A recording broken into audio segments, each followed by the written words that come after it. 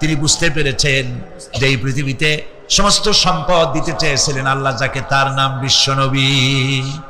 তিনি সবগুলি উপেক্ষা করে আল্লাহর সঙ্গে দিদার করা বেশি পছন্দ করেছেন। আমরা অতি তাড়াতাড়ি নবীজি থেকে নবীর এতিম হয়ে যাব। পরের দিন ইশার নামাজের রক্ত হলো, আজান হয়ে গেল, মসজিদে মুসল্লিরা ভরে গেছে, সাহাবায়ে কেরাম সব এসে গেছেন। হুজুরের জন্য বহুক্ষণ অপেক্ষা করার পর হযরতে আবু বকর রাদিয়াল্লাহু তাআলা আনহু তিনি ইমামতির জায়গায় দাঁড়ায় গেছেন। নবীজি বেহুশ অবস্থায় ছিলেন ঘরের মধ্যে। হুশ আসার পর তিনি হযরত আয়েশাকে বললেন, আয়েশা, মসজিদে নববীতে এখন কি হতেছে? তিনি বললেন, নামাজ হচ্ছে। লোকেরা আপনার অপেক্ষা করেছে, কিন্তু আপনাকে না পাইয়া দীর্ঘক্ষণ অপেক্ষা করার পর আপনাকে না পেয়ে আমার বাবার ইমামতিতে তারা নামাজ পড়তেছে, কিন্তু মুসল্লিদের মধ্যে কান্নার রোল পড়ে গিয়েছে। তাদের ধারণা হয়েছে নবীজির জায়নামাজে যখন হযরত আবু বকর দাঁড়ায় গেছে, নবীজির পিছনে নামাজ পড়া আর আমাদের কিসমতে হবে না। নবীজি বলছেন, আয়েশা রে, মসজিদে নববীর দিকের দরজাটা খুলে দাও, আমি নামাজের দৃশ্য দেখতে চাই। দরজা খুলে দেওয়া হলো। নবীজি কোন রকম মাথা উঁচু করে মসজিদে নববীতে নামাজের দৃশ্য নিজে অবলোকন করে আবার শুয়ে পড়লেন। হযরত আয়েশা লক্ষ্য করে দেখেন নবীজির চোখের পানি দিয়ে কোনা দিয়া পানি বেয়ে বেয়ে পড়ছে। হযরত আয়েশা প্রশ্ন করলেন, ইয়া রাসূলুল্লাহ, নামাজের দৃশ্য দেখি কাঁদছেন কেন? হুজুর বলেন, আয়েশা রে, এটা কোনো দুঃখের পানি নয়, আমি কাঁদতেছি এই জন্যে, এই নামাজের জামাত কায়েমের জন্য তাইফের ময়দানে অনেক রক্ত ঝরেছে, আবার উহুদের ময়দানে দান দান শহীদ হয়েছে, সাহাবায়ে কেরাম জীবন দিয়েছে। আজ আমি দেখতে পেলাম আমার উম্মতেরা জামাতে নামাজ পড়ছে। আমার ধারণা হলো ভবিষ্যতে কিয়ামত পর্যন্ত আমার উম্মতেরা এইভাবে জামাত বন্দী হয়ে নামাজ আদায় করবে। নবীজি আবার বেহুশ হয়ে পড়লেন। মসজিদে নববী থেকে আজ আর কেউ বাড়ি যায় না, সবাই কান্দে। আজ রাত বোধহয় নবীজি কাটাবেন না। মেয়েরা কাঁদতেছে, সাহাবায়ে কেরাম কাঁদতেছেন, আজওয়াজে মুতাহারাত তারা কাঁদতেছেন। নবীজির আবার হুশ হলো, তাকায় দেখেন ঘরের মধ্যে কান্নাকাটি, মসজিদে নববীতে কান্নাকাটি। সব থেকে বেশি কাঁদতেছেন মা ফাতেমা। নবীজি হযরত ফাতেমার কান্না দেখে ইশারা করলেন, কাছে আয়। হযরত ফাতেমা রাসূলের কাছে গেলেন। নবীজি কানে কানে কি যেন বললেন, কান্নাটা বন্ধ হয়ে গেল। হযরত আয়েশা জিজ্ঞেস করলেন, মা, তোমার আব্বা তোমার কানে কি বললো আর কান্না বন্ধ হয়ে গেল? হযরত ফাতেমা বলে, আম্মাজি, আমার আব্বা আমাকে বললেন, মা ফাতিমা, তোমার কান্না আমার বরদাস্ত হয় না, কেঁদো না, আমি মৃত্যুর পরে সকলের আগে তোমার সাথে আমার দেখা হয়ে যাবে। হযরত ফাতেমা বলছেন, আম্মাজি, আমি বুঝতে পেরেছি আমার আব্বার এই কথার অর্থ কি। নবীজির ইন্তেকালের পরে আত্মীয় স্বজনের মধ্যে সবার আগে আমার মৃত্যু হবে, আর আমার পিতার সাথে আমি মিলিত হতে পারবো। রাত যখন শেষ হয়ে এলো, নবীজির হুঁশ হয়েছে, তাকায় দেখেন হযরত জিবরাইল দাঁড়ানো। হযরত জিবরাইল নবীজির চেহারা মোবারকের দিকে তাকায় বলেন, আসসালামু আলাইকা ইয়া রাসূলুল্লাহ, আল্লাহ আপনাকে সালাম বলেছেন, আর আল্লাহ পাক জানতে চেয়েছেন আপনার মুখে আপনি কেমন আছেন। আল্লাহ জানেন আপনার অবস্থা কি, তারপরেও আপনার মুখে শুনতে চেয়েছেন আপনি কেমন আছেন। নবীজি বলছেন, জিবরাইল, বড় কষ্টে আছি, বড়ই যন্ত্রণা, বড়ই কষ্ট। হযরত জিবরাইল বলছেন, ইয়া রাসূলুল্লাহ, আজকে এক নতুন ফেরেশতা আমি সাথে করে নিয়ে এসেছি। এই ফেরেশতা পৃথিবীর কোন নবী অথবা কোন মানুষের কাছে যাওয়ার জন্য অনুমতি চায় না, আজ আপনার কাছে অনুমতি ভিক্ষা চায় কাছে আসার জন্য। ওই ফেরেশতার নাম হচ্ছে মালাকুল মউত। হযরত মালাকুল মউত বলেন, ইয়া রাসূলুল্লাহ, এই পৃথিবীতে আদম আলাইহিস সালাম থেকে নিয়ে পর্যন্ত কোন মানুষের জান কবজের জন্য আমার অনুমতি চাওয়া লাগে নাই, আর কোনোদিন লাগবে না। আজ আমি আসার সময় আল্লাহ বলেছেন আপনার জান কবজের জন্য আমি যেন আপনার কাছে অনুমতি ভিক্ষা চাই। নবীজি বলছেন, আমি যদি অনুমতি না দেই তো কি হবে? হযরত মালাকুল মউত বলছেন, ইয়া রাসূলুল্লাহ, অনুমতি যদি না দেন আমি ফেরত চলে যাব, আমাকে সেভাবেই বলা হয়েছে। হযরত জিবরাইল বলেন, ইয়া রাসূলুল্লাহ, আল্লাহ রাব্বুল আলামিন আপনার দিদারের ইন্তজার করতেছে। নবীজি বলছেন, মালাকুল মউত, তুমি জান কবজের কাজ শুরু করো। মালাকুল মউত যখন কাছে এসেছে, রাসূল জিজ্ঞেস করলেন, আয়েশা, ঘরে যে কয়েক টুকরা স্বর্ণ ছিল সেগুলোর কি অবস্থা? ছোট ছোট 6 টুকরা স্বর্ণ ছিল। হযরত আয়েশা বলছেন, হুজুর আমি এগুলো রেখে দিছি। হুজুর বলছেন, না, রাখতে পারবে না, আমার ইন্তেকালের আগে খয়রাত করে দাও। মুহাম্মদ সাল্লাল্লাহু আলাইহি ওয়াসাল্লাম আল্লাহর কাছে অবস্থায় উঠবে না যে তার ঘরের ভিতরে সোনা ছিল, দিয়ে দাও, খয়রাত করে দিয়ে দাও। হযরত মালাকুল মউত রাসূলের জান কবজ শুরু করে দিলেন। রাসূলুল্লাহ জীবনের শেষ কথা বললেন, আসসালাত আসসালাত ওয়া মা মালাকাত আইমানুকুম। আমার উম্মতেরা বিদায় লগ্নে বলে গেলাম, নামাজ নামাজ নামাজ ছেড়ে দিও না। প্রিয় ভাইরা, নবী করিম সাল্লাল্লাহু আলাইহি ওয়াসাল্লাম জীবনের শেষ কথা বলে গেছেন নামাজ। সেই নামাজে আমাদের যত সব অবহেলা, স্ত্রীকে নামাজ পড়ান, বউকে নামাজ পড়ান, ছেলে মেয়েকে নামাজ পড়ান। দোকানদার ভাইরা যখন আজান হয়ে যাবে দোকান বন্ধ করে দেন, আপনি আপনার কর্মচারীরা নামাজ পড়তে যান। যতটুকু প্রিয় ভাই সব, আল্লাহ রাব্বুল আলামিন পরীক্ষার জন্য আমাদেরকে এই ময়দানে ছেড়ে দিয়েছেন। প্রশ্ন কি হবে আল্লাহ সব বলে দিয়েছেন। প্রশ্ন কি হবে? তোমার যৌবন, এ ব্যাপারে প্রশ্ন করা হবে। কোন পথে ইনকাম করেছো প্রশ্ন করা হবে। কোন পথে খরচ করেছো প্রশ্ন করা হবে। দ্বীনের ইলম যতটুকু হাসিল করেছিলে তার কতটুকু নিজে পালন করেছো, আর দ্বীনের দাওয়াত কতটুকু মানুষের কাছে পৌঁছায়ছো, প্রত্যেকটি ব্যাপারে কিয়ামতে আল্লাহর কাছে জবাব দিতে হবে। আপনি ইচ্ছে করলে দেহটাকে জাহান্নামের জন্য উপযোগী করতে পারেন, ইচ্ছে করলে এই দেহটাকে জান্নাতের জন্য উপযোগী করতে পারেন। এটি আপনার ইখতিয়ারে আল্লাহ দিয়েছেন, আপনাকে বাধ্য করা হয় নাই যে সেজদা না দিলে ফেরেশতা এসে ঘাড়ের উপরে পিটাবে, সুদ ঘুষ সেনা করলে বলে ঠ্যাং পিটায় ভেঙে দেওয়া হবে না। আপনি বাধ্য নন, আপনি সম্মানিত জীব, আল্লাহ সম্মানিত প্রাণী আল্লাহ পাকের, সেই জন্য মানুষকে বাধ্য করা হয় নাই। অটোনমাস বডি, অটোনমি দেওয়া হয়েছে, আপনাকে স্বাধিকার দেওয়া হয়েছে। চন্দ্র সূর্যের ব্যাপারে স্বাধিকার দেওয়া হয় নাই। রাত এখন 7:35, সূর্যের বাপেরও ক্ষমতা নাই বাংলাদেশে এখন উঁকি মারে, ঠিক কিনা? সে এখন আমেরিকায় রোদ দিচ্ছে, তাপ দিচ্ছে আমেরিকা। ওকে নির্ধারণ করা হয়েছে যেভাবে সেইভাবেই করতে হবে। পানি বলেন, পাহাড় বলেন, পাখি বলেন, চন্দ্র বলেন, গ্রহ বলেন, নক্ষত্র বলেন, সব জিনিস বাই হুক এন্ড ক্রুক আল্লাহর হুকুম মানতে বাধ্য। কোরআনে কারীম আল্লাহ পাক বলেছেন, আফা গায়রা দীনিল্লাহি ইয়াবগুন ওয়া লাহু আসলামা মান ফিস সামাওয়াতি ওয়াল আরদি তাওআন ওয়া কারহা।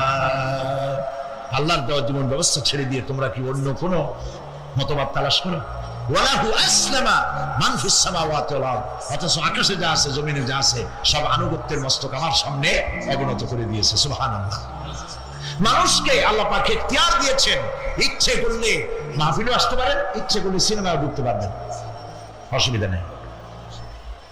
অসুবিধার জন্য কিয়ামত, ওখানে হিসাব হবে। এখানে আপনি সূর্য চন্দ্র ফেরেশতা, ফেরেশতারও কোনো মাজাল নাই, কোনো ইখতিয়ার নাই আল্লাহর হুকুমের বাইরে কিছু করে। আল্লাহ যা করতে বলেছেন তাই করতে হবে, এর বাইরে এক চুলও নড়তে পারবে না। কিন্তু মানুষেরা করতে পারবে। মানুষ ইচ্ছে করলে নামাজ রোজা ছাড়তে পারে, ইচ্ছে করলে আল্লাহর অমান্য করতে পারে। এটা তার বিচারের জায়গা না, এটা হলো পরীক্ষার জায়গা। এটা কিসের জায়গা?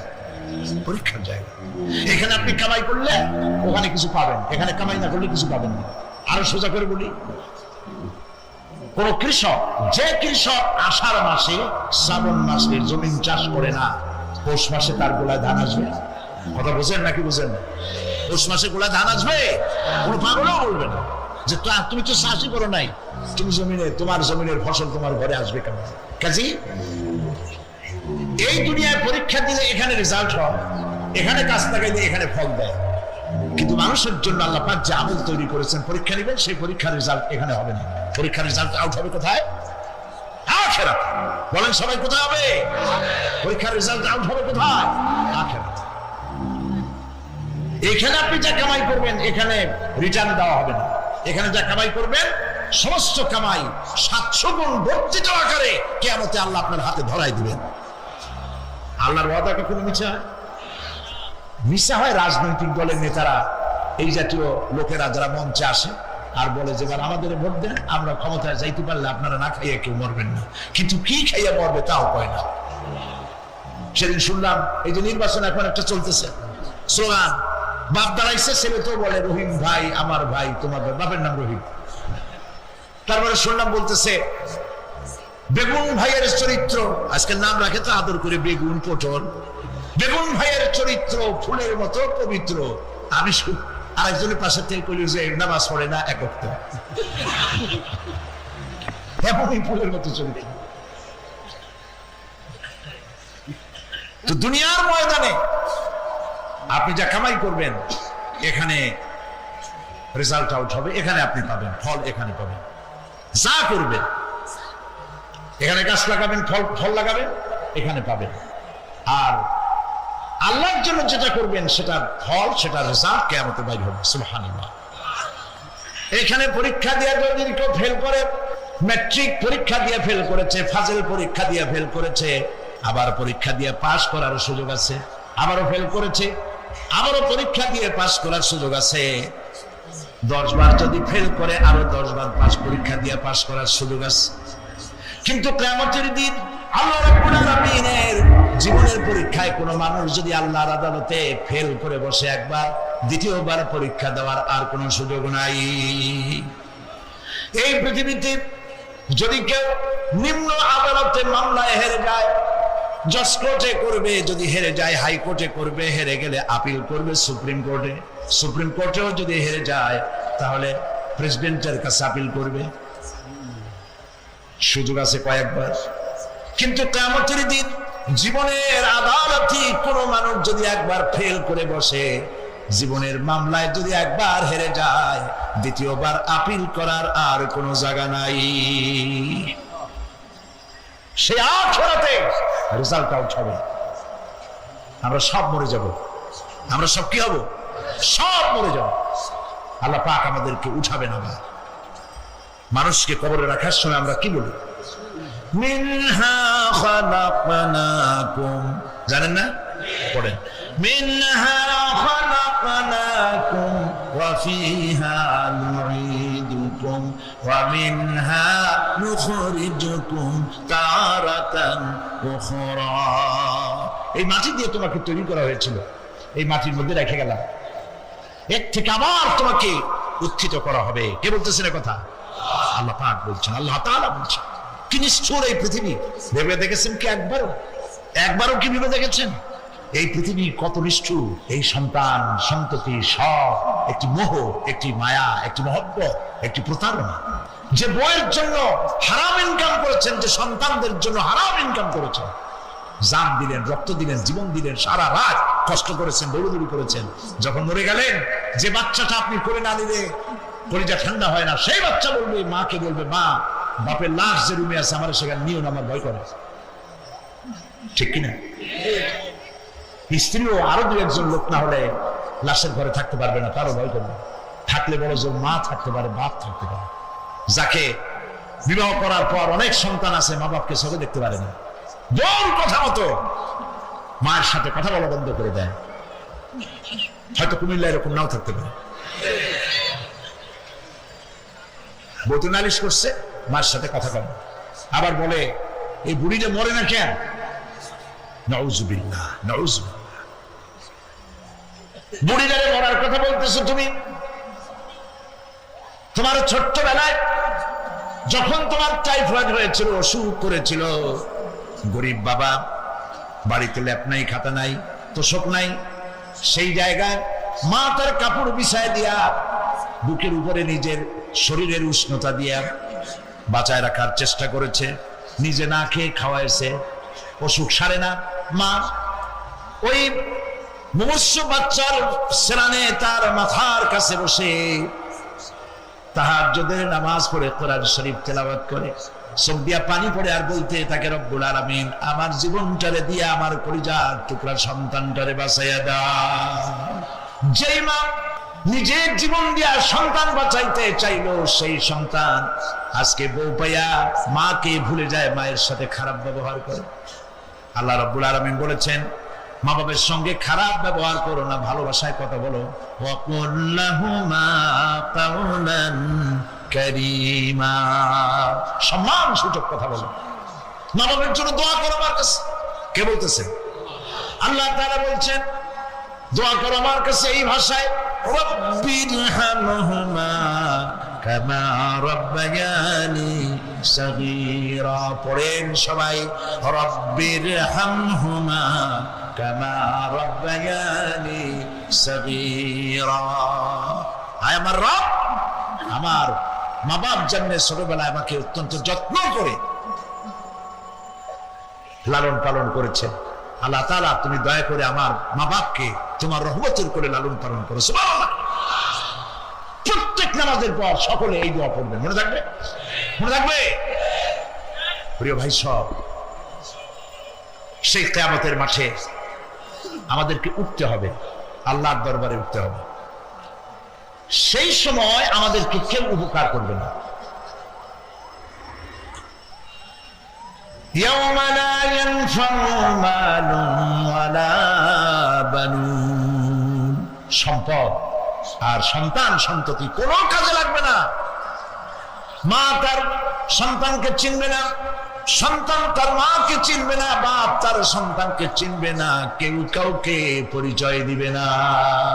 আল্লাহ রাব্বুল আলামিন কোরআন শরীফের ভিতরে বলেছেন, লাশ-শামসু ইয়ামবাগি লাহা আন তুদরিকাল কামারা ওয়ালাল লাইলু সাবিকুন নাহার ওয়া কুল্লুন ফি ফালাকি ইয়াসবাহুন। প্রবল জ্ঞানী হইবে যাহারা, আপন মনেতে বুঝিবে তাহারা, রাত্রি পারে না আগে যাইবার, দিনের স্থান করি অধিকার। চন্দ্র বাদে না সূর্যের গায়েতে, সূর্য পারে না চন্দ্রকে ধরিতে, যার যে স্থান বহাল রাখিয়া ভ্রমণ করিছে খোদাকে ডরিয়া। একটি নির্ধারিত সময় সীমা পর্যন্ত আপন আপন কক্ষপথে সব দৌড়াদৌড়ি করবে, কারো সাথে অ্যাক্সিডেন্ট হবে না কারো। ওয়াকুল্লুন ফি ফালাকি ইয়াসবাহুন, যা আছে মহাশূন্যে সব ঘুরতেছে। কে বলে? বলেন সবাই, কে বলছে? কোন সূরা? সূরা ইয়াসিন। আবার শুনুন, আল্লাহ পাক ফয়সালা দিচ্ছেন ঘোরে কেডা? শুধু সূর্য ঘোরে না, শুধু চন্দ্র ঘোরে না, আল্লাহ মহাশূন্যে যা রেখেছেন সব ঘুরতেছে, সবই সন্তরণশীল, সব গতিশীল। সুতরাং ফয়সালা তো আল্লাহর কাছ থেকে নিতে হবে। পৃথিবী সৃষ্টি করেছেন, মানব গোষ্ঠী সৃষ্টি করেছেন এবং মানুষের প্রয়োজন মিটিয়েছেন। এই মানুষগুলিকে কে সৃষ্টি করেছে? মানুষ সৃষ্টির ব্যাপারেও দার্শনিকরা মানুষদেরকে বিভ্রান্ত করে। যা কলেজে বিশ্ববিদ্যালয়ে পড়ানো হয়, এই কোরআন শরীফ বিশ্ববিদ্যালয়ে পড়ানো হয়? হ্যাঁ হয়। কয়েকটা আয়াত, কয়েকটা সূরা পরীক্ষায় পাস করার জন্য একটু একটু অপশনাল রেখে দেওয়া হয়েছে।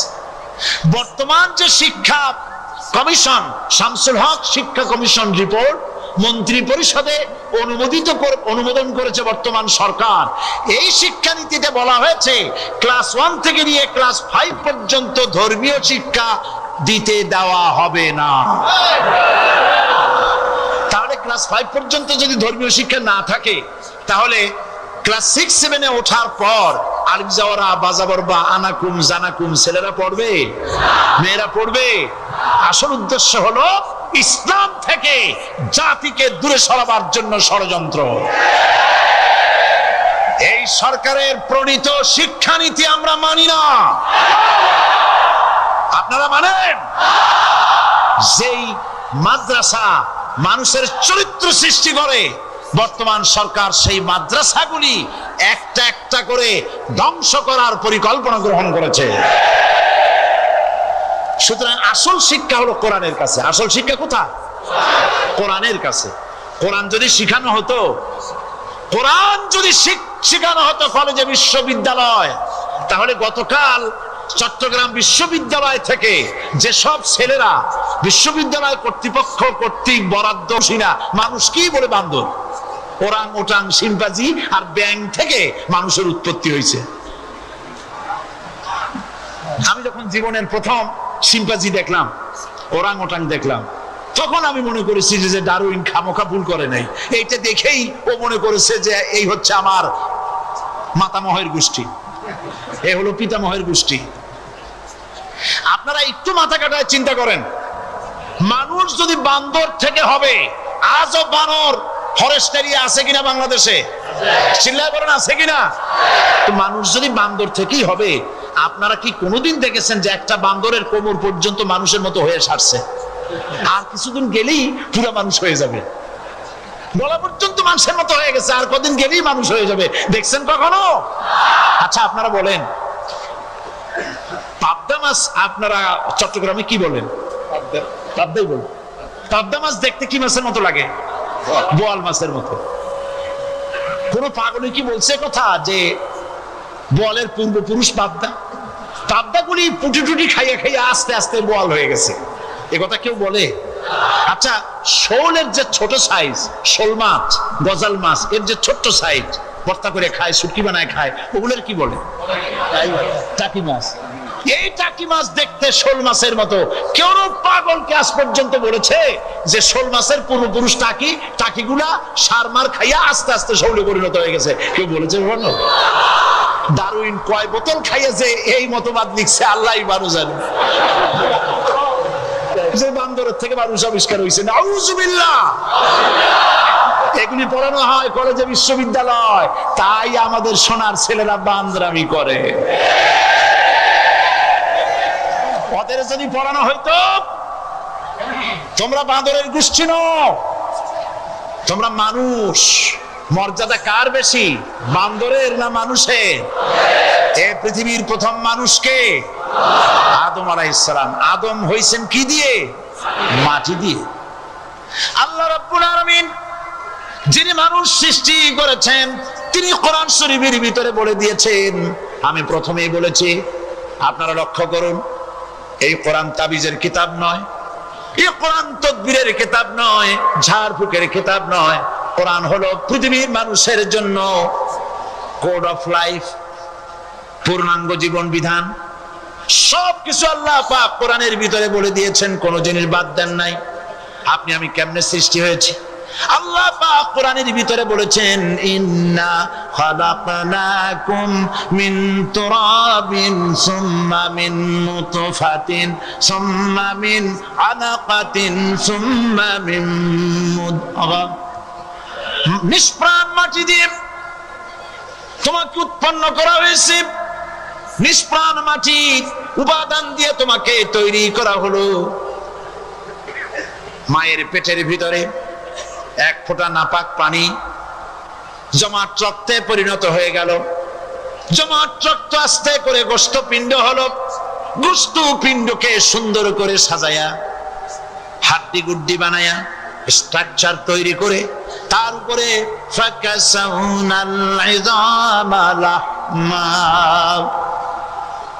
চামড়া দিয়ে গোশত দিয়া সাজায়া সুন্দর করে বানালাম। আল্লাহর পরিচয় শুনুন, আল্লাহ আমার কেমন আল্লাহ। মায়ের পেটের ভিতরে সন্তান বানায়া এরপরে যখন রূহ দেওয়া হয়েছে, ক্ষুধা লেগেছে, খাবারের প্রয়োজন হয়েছে, আল্লাহ রাব্বুল আলামিন ওই কচি বান্দা মায়ের পেটে বসে কি খাবে সেজন্য তার মা চিন্তা করে নাই, বাবা চিন্তা করে নাই, সরকার চিন্তা করে নাই। আল্লাহ রাব্বুল আলামিন মায়ের মাসিক অসুখকে বন্ধ করে দিয়ে সন্তানের নাভির সাথে আর মায়ের নাভির সাথে তার লাগায়া, পাইপ লাগায়া মায়ের মাসিক অসুখের রক্তগুলি দিয়ে সন্তানকে বড় বানালেন। মুখ দিয়া এই রক্ত পান করালেন না, মুখটাকে পবিত্র রেখে দিলেন যাতে করে পৃথিবীতে আসার পর ওই মুখ দিয়া আল্লাহ রাব্বুল আলামিনের জিকির করতে পারো। সন্তান মায়ের ভিতরে পেটের ভিতরে বড় হলো, আল্লাহ রাব্বুল আলামিন বলেন মাস দিন যখন পুরা হয়ে গেল, সুম্মা নুখরিজুকুম তিফলা, বাচ্চার আকারে পৃথিবীতে নিয়ে আসলাম। এখন খাবা কি?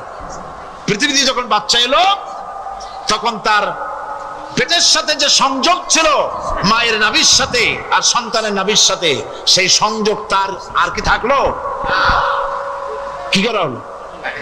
কেটে দেওয়া হলো।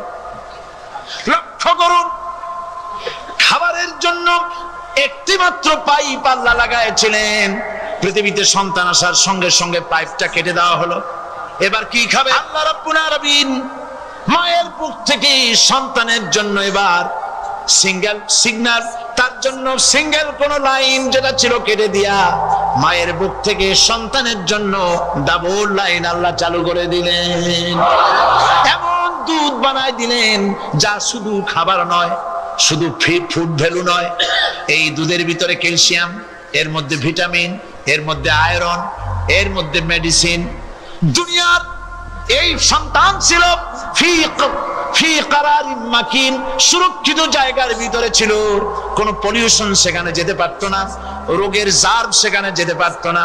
দুনিয়ায় এলো দূষিত আবহাওয়ার ভিতরে। এই সন্তানকে এখনই অ্যান্টিবায়োটিক খাওয়ালে পরে অসুবিধা হবে।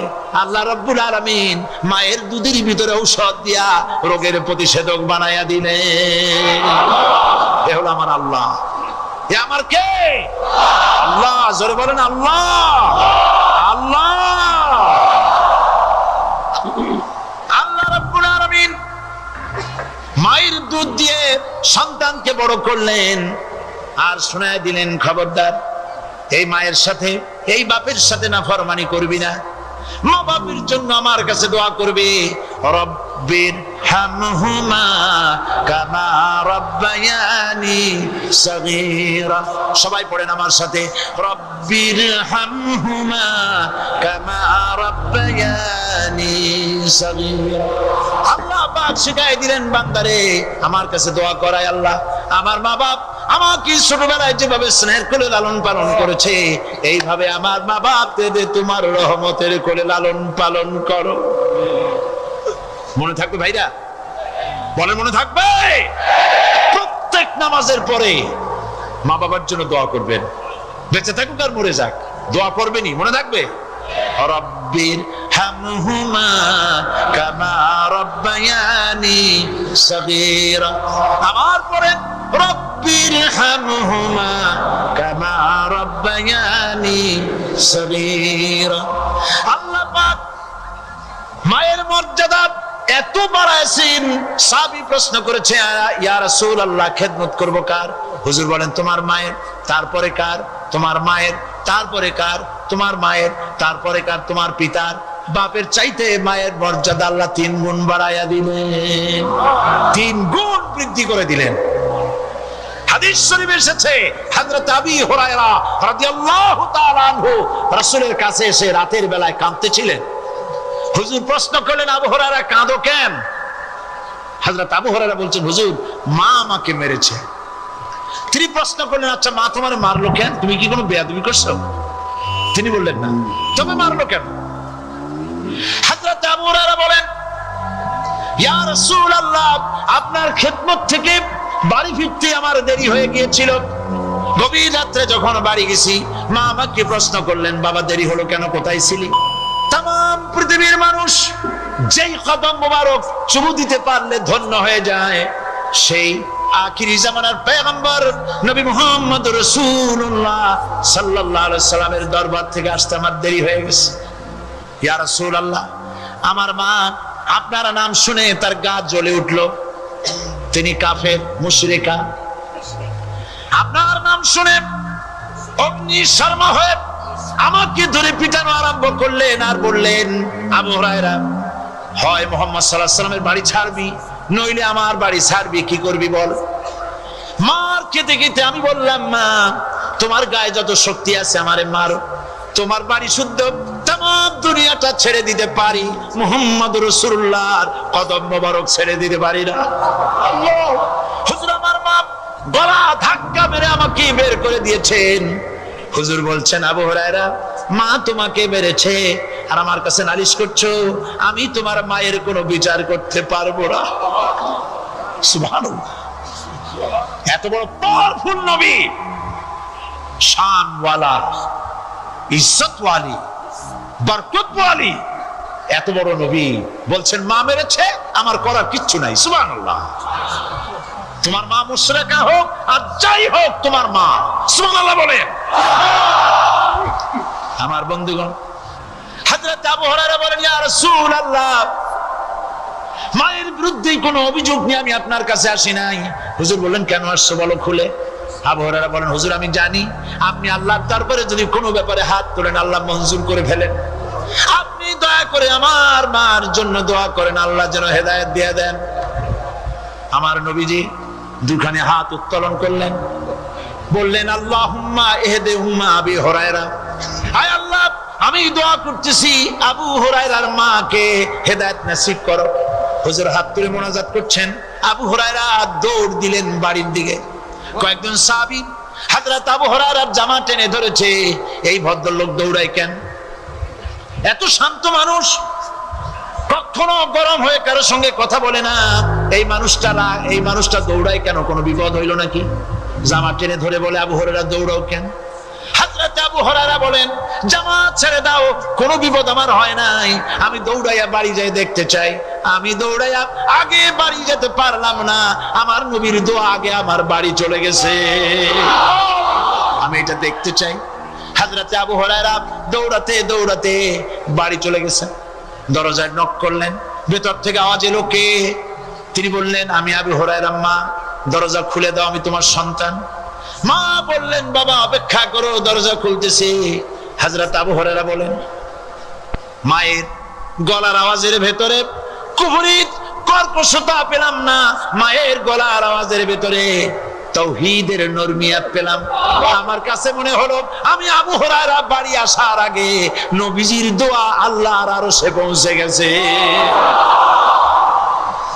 আবু হুরায়রা বলছেন, মা আমার কিছুক্ষণ পরে ঘরের থেকে বেরিয়ে এসেছেন, আমি দেখলাম মায়ের শরীর ভিজা, মাথার চুল দিয়া পানি টপকাচ্ছে। মা আমার বললেন, বাবারে তোমাকে মারার পর আমি নিদারুণ অনুশোচনায় পড়েছিলাম, মনে মনে ভাবলাম, আহারে আমার সন্তানরা আমি কেন মারলাম? সে তো কোনো খারাপ কাজ করে নাই, কোনো খারাপ জায়গায় যায় নাই, এত ভালো মানুষ যার সম্পর্কে লোকেরা খামাখাই মিথ্যা কথা বলে, এই ভালো মানুষটার কাছে গেছে, সেজন্য আমি মারলাম কেন? বাবা গো, আমি আমার ভুল বুঝতে পেরেছি, জীবনের ভুলও ধরা পড়েছে, আমাকে জলদি করে নিয়ে চলো বিশ্ব নবীর দরবারে। হযরত আবু হুরায়রার মা রাসূলুল্লাহর খেদমতে এসে ঘোষণা করলেন, আশহাদু আল্লা ইলাহা ইল্লাল্লাহু ওয়াহদাহু লা শারীকা লাহু ওয়া আশহাদু আন্না মুহাম্মাদান আবদুহু ওয়া রাসূলুহু। আমার ভাইরা, আল্লাহ রাব্বুল আলামিন মানুষ সৃষ্টি করে পৃথিবীতে পাঠিয়ে দিলেন, খাবারের ইন্তজাম করলেন, এগুলি সব আল্লাহর পরিচয়। আল্লাহরে চেনার জন্য বড় বড় কিতাব ঘাটা লাগে না, কিসমতে যদি থাকে দুই একটা দৃষ্টান্ত যথেষ্ট হয়ে যায়। সুবহানাল্লাহ, সুবহানাল্লাহ, দুই একটা দৃষ্টান্ত যথেষ্ট। আল্লাহ পাক সমস্ত সৃষ্টি জগৎকে তৈরি করলেন, সৃষ্টি করলেন, আর তাদের খাদ্যের ব্যবস্থা করলেন। কে করেছেন খাদ্যের ব্যবস্থা? খাদ্য দেন আল্লাহ।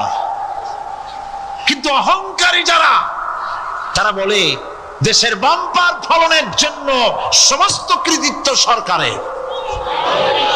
বলেন আস্তাগফিরুল্লাহ, বলেন নাউজুবিল্লাহ। এদের একজন বলছিল, 3 বছর কিছু দিবার পারুম না, লোকেরা কয় আমরা না খাইয়ে থাকুম, আল্লাহ কয় আমিও দেহুম, কদ্দুর পারো না খাইয়ে থাকতে। ফসল কে দেন?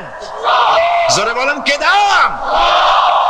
বাম্পার ফসলের ফলনের দাবি সরকার করতে পারে না, এটা কুফরি, এটা শিরক। জমিনের ফসল কে দেন? আকাশের বৃষ্টি কার? পানি কার? সার কার? সব আল্লাহ পাক। আল্লাহ পাক কোরআন শরীফে বলেছেন, لئن شكرتم لأزيدنكم ولئن كفرتم إن عذابي لشديد। আমার নিয়ামতের শুকর যদি আদায় করো বাড়ায় দেব, আর যদি কৃতজ্ঞ হও শুকরিয়া আদায় না করো মস্ত বড় শাস্তি দেব। ফসল দেই আমি, আর শুকরিয়া আদায় করো তোমার বাজানে, ঠিক কিনা? শুকরিয়া আদায় করে কার? বাজানে। লোকের মানুষের যেই প্রশংসা এই সরকার করলো, বিগত 4.5 বছর ধরে একটা মানুষের যত জিকির করলো, প্রশংসা করলো, ছবিটা নাইলো। যদি এতটা জিকির, এতটা স্মরণ আল্লাহ রাব্বুল আলামিনের করতো, ওদের জন্য আল্লাহর জান্নাতের দরজা খোলা হয়ে যেত। প্রশংসা করবে কার? চিল্লায় বলুন। আল্লাহ পাকের প্রশংসা করো। খেতে দেওয়ার মালিক তিনি। আল্লাহ পাক বলছেন আল্লাহকে, তার পরিচয় আল্লাহ তুলে ধরেছেন, ওয়ামা মিন দাব্বাতিন ফিল আরদি ইল্লা আলাল্লাহি রিজকুহা। এই পৃথিবীর ভিতরে এমন কোন বিচরণশীল জীব নাই যার রিস্কের দায়িত্ব আমি আল্লাহ গ্রহণ করি নাই। সুবহানাল্লাহ বলবেন না?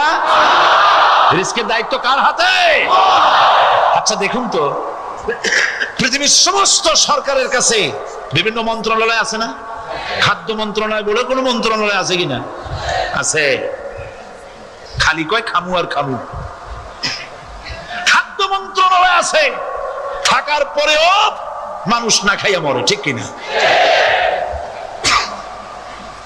এবার একটু তাকান তো, জ্ঞানের চক্ষু দিয়া তাকান। ফরেস্ট এরিয়া, বাঘ আছে কিনা? নাই। সিংহ আছে কিনা? গন্ডার আছে কিনা? হাতি আছে কিনা? বিশাল বিশাল প্রাণী আছে কিনা? জঙ্গলে ছোট্ট প্রাণী থেকে, পোকা থেকে শুরু করে গন্ডার পর্যন্ত, টুনটুনি পাখি দিয়ে শুরু করে ঈগল পাখি পর্যন্ত, নদীর ভিতরে ছোট্ট চুনো পুঁটি থেকে শুরু করে তিমি মাছ পর্যন্ত। প্রাণী তত্ত্ববিদরা বলেছেন সমুদ্রের ভিতরে এমন এমন বড় বড় তিমি আছে যে একটা তিমির ওজন 5000 টন পর্যন্ত হয়ে যায়। 5000 টন তিমিটার ওজন। এ যখন বাচ্চা হয় তখন বাচ্চার দৈনিক দুধ লাগে 50 থেকে 60 মণ পর্যন্ত। কে ব্যবস্থা করে? রুহান ফেরেশতা। তো ওর মা যেমন বাচ্চা তো সেরকম হবে, ঠিক কিনা? কে দেয় খাবার?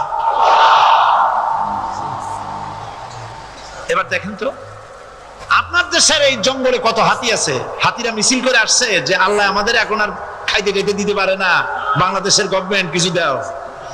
আসছে না, খাইয়া ক্ষুধার জ্বালায় হাতি মরেছে, বাঘ মরেছে, সিংহ মরেছে। এর কোন দৃষ্টান্ত আছে? ক্ষুধার জ্বালায় আকাশের উড়ন্ত পাখিরা ছটফট করে মারা গেছে, দৃষ্টান্ত আছে? নদীর মাছেরা ক্ষুধার জ্বালায় ভেসে উঠেছে, না খাইয়া মরে গেছে, দৃষ্টান্ত আছে? মহান আল্লাহ রাব্বুল আলামিন কোরআন শরীফের ভিতরে বলেছেন অনেক প্রাণী এমন আছে যারা তাদের খাদ্যকে সঞ্চয় করে না, খাদ্যকে জমা করে না, আহরণ করে না। সকাল বেলায় একটা খাবার খেলো, দুপুরে কি খাবে তার জানা নাই। শকুন পৃথিবীর মাঝি থেকে 3 মাইল উপরে ওড়ে, তার চোখকে আল্লাহ পাক এত তীক্ষ্ণ বানিয়ে দিয়েছেন, এই চট্টগ্রামের কোথায় মরা গরু আছে 3 মাইল উপর দিয়ে দেখতে পায়। সুবহানাল্লাহ করতে ইচ্ছা করে না। এই প্রাণীগুলি খাবারগুলি কোনো গভর্নমেন্ট জোগাড় করে রাখে নাই। আল্লাহ পাক বলেন সবার খাবার আমি দেই। সকাল বেলায় সমস্ত প্রাণীগুলি, মহাশূন্যে পাখি, পানির ভিতরে মৎস্যরাজি, জঙ্গলের ভিতরে হিংস্র প্রাণী, পোকামাকড় থেকে শুরু করে সবগুলো খালি পেটে সব বেরিয়ে যায়, কারো কোনো খাবারের মজুদ নাই। সন্ধ্যা হতে না হতে সমস্ত প্রাণীগুলির পেট ভরাইয়া আমি আবার যার যার ঘরে বেরায় দেই। ওয়ামা মিন দাব্বাতিন ফিল আরদি ইল্লা আলাল্লাহি রিজকুহা। সমস্ত প্রাণীর রিজকের দায়িত্ব আমি আল্লাহর হাতে। কে দেয় রিজক? জোরে বলুন, কে দেন? আল্লাহ পাক। কি খাবেন সব আল্লাহ জোগাড় করে দিয়েছে। সৃষ্টি করার জন্য প্রচেষ্টা চালানো হচ্ছে। আল্লাহর আইন মানুষের জন্য সব থেকে বেশি উপযোগী, কারণ সৃষ্টি করেছেন কে? বলেন, কে করেছেন? আল্লাহ। প্রত্যেকটি মেশিন আপনি যা কিনবেন, রেডিও হোক, টিভি হোক, যে কোনো যন্ত্র হোক, গাড়ি হোক, তার সাথে একটা লিটারেচার, একটা বই তার সঙ্গে দিয়ে দেওয়া হয়। ওই বইয়ের মধ্যে লেখা থাকে এটা কিভাবে চালানো হবে, অপারেট করা হবে, তার সিস্টেম লেখা থাকে। আপনার ইচ্ছা মতো চালাইলে হবে না। এই মানব গোষ্ঠীকে সৃষ্টি করেছেন। এখন আপনি যদি আপনার আইন মতো চালান তা কি চলবে? চলবে না। আপনি আপনার আইন মতো চালাচ্ছেন, ভালোভাবে চলতেছে? চলতেছে না। স্বরাষ্ট্রমন্ত্রী বলতেছেন সন্ত্রাসীদেরকে মাটির তলা থেকে খুঁজে বের করা হবে, কিন্তু নাকের উপর দিয়ে ব্রিফকেস চুরি হয়ে যায়, উনি তা ধরতে পারেন না। এই হলো আইন। অনাবরত খুন হচ্ছে, অনাবরত সন্ত্রাসী তৎপরতা চলছে, আর ওনারা বলছেন আগের থেকে এগুলি চলে আসছে, একজনের খুনের বিচার না হইলে এরকম খুন তো হইতেই থাকবে। তাহলে খুনকে, হত্যাকে, সন্ত্রাসকে সরকার জাস্টিফাইড করছেন। নাউজুবিল্লাহি মিন যালিক। এই জন্য আইন হতে হবে আল্লাহর। আইন হতে হবে কার? চিল্লায় বলেন আল্লাহ পাকের আইন হতে হবে। আমি একদিন পার্লামেন্টে বলেছিলাম, আমার দেশের নেতা নেত্রীরা বারবার হজ করতে যান, উমরা করতে যান, সেখান থেকে আসার সময় কি আনেন? আতর, পাথর, সুরমা আর ফুরমা, এই কিছু নিয়ে আসলেন। কিন্তু আমি বলেছি আপনারা কি কিছু চোখে দেখেন না? পার্লামেন্টে এইভাবে বক্তৃতা করেছে, কিছু চোখে দেখেন না? আমি প্রশ্ন করে আমি আবার জবাব দিচ্ছি, আপনারা যারা হজ করতে যান, উমরা করতে যান, হজের কথাই ধরি, এই হজ করতে যখন যান তখন মুজদালিফায় একটা রাত কাটাইতে হয়। সেটা কোন দিন? ইয়ৌমে আরাফার পরের দিন। এই মাঠে দালান কোঠা আছে, এখানে বেড়া আছে, শামিয়ানা আছে, পর্দা আছে, তাবু আছে, কিচ্ছু নাই। লক্ষ লক্ষ নারী আর পুরুষ পাশাপাশি শুয়ে থাকে, তাও সুবহানাল্লাহ কইতে ইচ্ছা করে না। সারা রাত জনে জনে পুলিশ পাহারাদার নাই। কিরকম মেয়ে এলো, চাঁদের সৌন্দর্য হার মানায় দিতে পারে এরকম সুন্দরী, এরকম সুন্দরী নারী, সুদর্শন পুরুষ পাশাপাশি রাস্তার ধারে মরুভূমির ভিতরে সারা রাত কাটাচ্ছে। ইয়ৌমে আরাফার পরের রাতটা, একটা রাত পুরা এভাবে চলতেছে বছরের পর বছর, শতাব্দীর পর শতাব্দী, সহস্রাব্দীর পরে সহস্রাব্দী। আমি প্রশ্ন করি, পৃথিবীর ইতিহাসে কেউ কি এমন কথা বলতে পেরেছে, লিখতে পেরেছে যে মুজদালিফার রাতে সেখান থেকে 10টা নারী হাইজ্যাক হয়েছে, 5টা নারী লাঞ্ছিত হয়েছে? বলতে পারবে? গভীর রাত্রে পুরুষ সঙ্গী ছাড়া সুন্দরী রমণী, যুবতী রমণী একাকিনী নিজের ঘর ছেড়ে আল্লাহর ঘরে তাওয়াফ করতে আসে। তাওয়াফ সেরে তাহাজ্জুদের নামাজ পড়ে আল্লাহর কাছে মোনাজাত করে একা একা হাজার হাজার লাখো পুরুষের ভিতর থেকে আপন ঘরে ফিরে যায়। কারো বাবার হিম্মত নাই একবার তাকায়ছে তো রূপ উপভোগ করার জন্য, আবার তাকায়, অথবা তার আঁচল ধরে টান মারে। আছে ইতিহাস? কথা কন না কেন? সুন্দরী একটা মাইয়া মক্কা থেকে মদিনা থেকে পাওয়া যায় না, 15 দিন হয়ে গেছে। হয়েছে কখনো? এবার জবাব দেন, কেন হয় না? কেন হয় না? আমার দেশের মেয়েরা রাস্তা দিয়ে হাঁটতে পারে না। হাই স্কুল মেয়েদের, হাই স্কুল মেয়েদের কলেজ যখন ছুটি হয়, তথাকথিত সোনার ছেলেরা গেটের সামনে এতিমের মতো কারায় থাকে। অনবরত হাইজ্যাক হচ্ছে, ধর্ষণের সেঞ্চুরি হচ্ছে। আর ওখানে হয় না কেন? ওখানে হয় না এই কারণে, এই কোরআনের আইন আল্লাহ রাব্বুল আলামিন যে আইন দিয়েছেন, ওখানে আইন বলবৎ আছে। আছে নাকি? আছে কিনা? কোন পুরুষ কোন নারীকে ধর্ষণ করেছে যদি প্রমাণিত হয়, সে যদি ফাহাদের ছেলে হয় আর ফাহাদের মেয়ে হয়, কোরআনের শাস্তি হলো পাথর মেরে উড়াইয়া দাও। তাকে জানিয়ে দেওয়া হবে রেডিও টিভির মাধ্যমে জেনাকারের ব্যভিচারীর শাস্তি হবে। চতুর্দিকে হাজারো লোকেরা দাঁড়াবে, হাতে পাথর নিয়ে পাথর মেরে তাকে তার গোশত হাড্ডি বাতাসের সাথে উড়ায় দেবে। একজন মানুষ আর একজন মানুষকে খুন করলো, এই আসামি ধরা পড়ে গেল, কোরআনের শাস্তি হলো যখন ধরা পড়বে প্রমাণিত হবে যেমন ভাবে হত্যা করেছে পরেও হত্যা করো। এই দৃশ্য, এই আইন যদি বাংলাদেশে যদি এই আইন চালু হয়ে যেত, খুনের আসামি ধরা পড়েছে জেনার আসামি, প্রকাশ্য ময়দানে এলো, সাক্ষী প্রমাণে কোর্টে প্রমাণিত হলো সত্যি সে খুনি।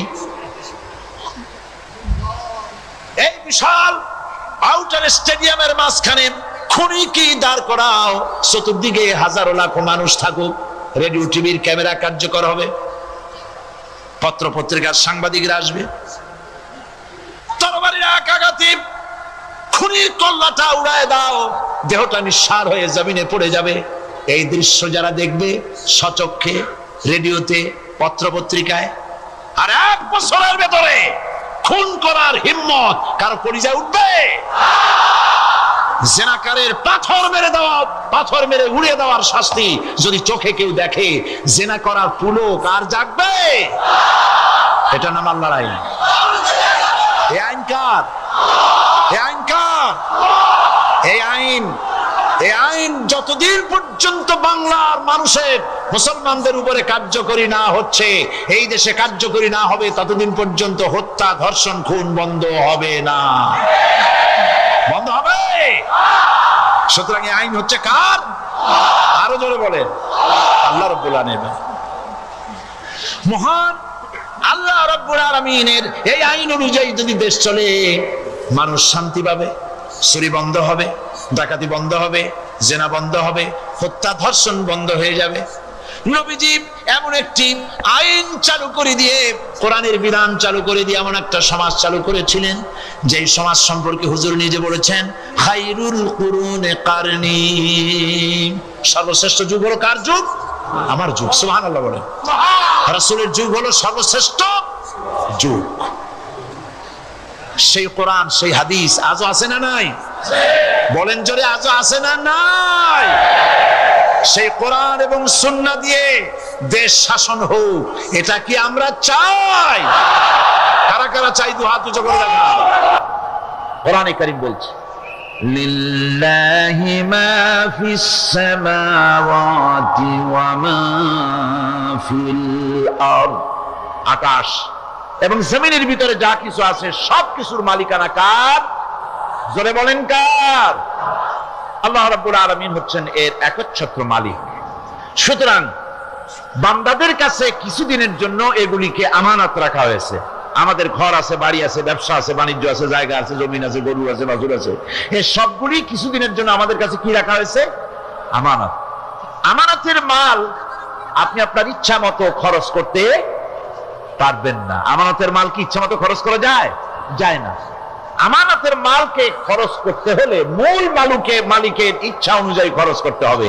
মূল মালিককে আল্লাহ রাব্বুল আলামিন বলছেন, ইন্নাল্লাহা আশতারা মিনাল মুমিনিনা আনফুসাহুম ওয়া আমওয়ালাহুম বিআন্না লাহুমুল জান্নাহ। আমি আমার মুমিনের জান এবং মালকে খরিদ করে নিয়েছি, বিনিময় জান্নাত দিয়ে দিয়েছি। তোমার কাছে যে জান আছে, মাল আছে, এটা তোমার নয়, এটা আমার আমানত তোমার কাছে। সুতরাং এই আমানত খরচ করতে হবে মূল মালিকের ইচ্ছা অনুযায়ী।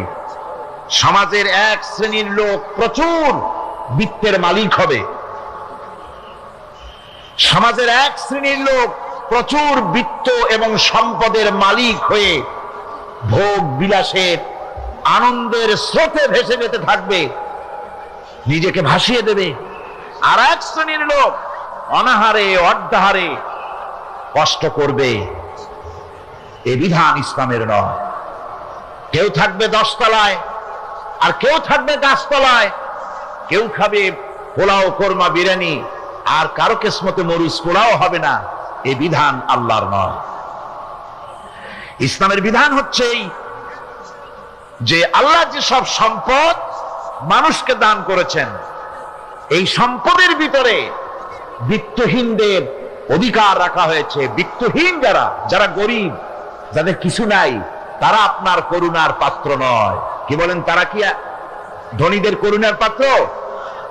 কোরআনে কারিমে আল্লাহ বলেন, ওয়াল্লাযীনা ফী আমওয়ালিহিম হাক্কুন লিস-সাইলি ওয়াল মাহরুম। ধনীদের সম্পদের ভেতরে গরিবদের, বিত্তহীনদের অধিকার রয়েছে, সে অধিকার আদায় করে দাও। দান করা এমনি দিয়ে দাও এক জিনিস, গরিবদেরকে, বিত্তহীনদেরকে ইসলাম করুণার পাত্র বানায় নাই, বলেছে অধিকার। অধিকারটা বড় মজবুত কথা, এই কথার লোড আছে, ওয়েট আছে। আপনার আমার সম্পদের, অর্থাৎ যাদের বিত্ত আছে, বিত্ত সম্পদওয়ালা সম্পদশালী লোকেদের সম্পদের ভেতরে গরিবদের অধিকার রয়ে গেছে, সে অধিকার আদায় করতে হবে। ইসলাম সকল মানুষের দারিদ্র্য দূর করে বেঁচে থাকার মৌলিক অধিকার প্রতিষ্ঠিত করেছে। রাসূল করিম সাল্লাল্লাহু আলাইহি ওয়াসাল্লাম বলেছেন, লাইসা লি ইবনি আদম হাক্কুন সিওয়া হাযিহিল খিসাল, বাইতুন ইয়াসকুনুহু ওয়া সাওবুন ইউআরি আওরাতাহু ওয়া জালফাল খুবজি ওয়াল মা, আখরাজাহু তিরমিজি। তিরমিজি শরীফের হাদিসের ভেতরে এসেছে, রাসূল করিম সাল্লাল্লাহু আলাইহি ওয়াসাল্লাম বলেছেন, প্রত্যেকটি বনি আদমের তার বাস করার জন্য একটা গৃহ, এবং লজ্জা ঢাকার জন্য, শীত নিবারণের জন্য তার বস্ত্র, আর ক্ষুধা মিটাবার জন্য তার পানি আর রুটি ইত্যাদির ব্যবস্থা করতে হবে। চাই সে মুসলমান হোক, আর হিন্দু হোক, আর খ্রিস্টান হোক, বনি আদম, আদমের সন্তান যে মানুষ, যে তার এই অধিকার ইসলাম প্রতিষ্ঠিত করেছে। আজ বলা হচ্ছে খাদ্য, বস্ত্র, বাসস্থান সমাধান দেবে অমুকরা তমুকরা, এরকমের স্লোগান হয় না? ওরা দিতে পারবে না, ওরা দিতে পারে নাই। খাদ্য, বস্ত্র, শিক্ষা, চিকিৎসা, বাসস্থানের গ্যারান্টি দিয়েছে কোরআন, দিয়েছে আল্লাহ রসুল জনাব মুহাম্মদ রাসূলুল্লাহ সাল্লাল্লাহু আলাইহি ওয়াসাল্লাম। ইসলাম অর্থনৈতিক নিরাপত্তার জন্য যে সব পন্থা অবলম্বন করেছে, সেটা হচ্ছে যে সমাজের কর্মক্ষম সকল ব্যক্তি রুজির জন্য পরিশ্রম করবে, কেউ বসে থাকতে পারবে না। এটা হচ্ছে ইসলামের নিয়ম, কেউ বসে থাকতে পারবে না। কোরআনে কারীম বলছে, ফাইদা কুদিয়াতিস সালাতু ফান্তাশিরু ফিল আরদ ওয়াবতাগু মিন ফাদলিল্লাহ। ফাইদা কুদিয়াতিস সালাত, যখন তোমার নামাজ সম্পূর্ণ হয়ে গেল, ফান্তাশিরু ফিল আরদ, ছড়িয়ে পড়ো আমার জমিনের উপরে, ওয়াবতাগু মিন ফাদলিল্লাহ, আর আমার অনুগ্রহ অনুসন্ধান করো। রুজি কামানো কোনো খারাপ জিনিস না। কেউ মনে করে সারাদিন বসে বসে আল্লাহর জিকির করব, কেউ দুনিয়াটারে ঝামেলা মনে করে জঙ্গলে চলে যেতে চায়।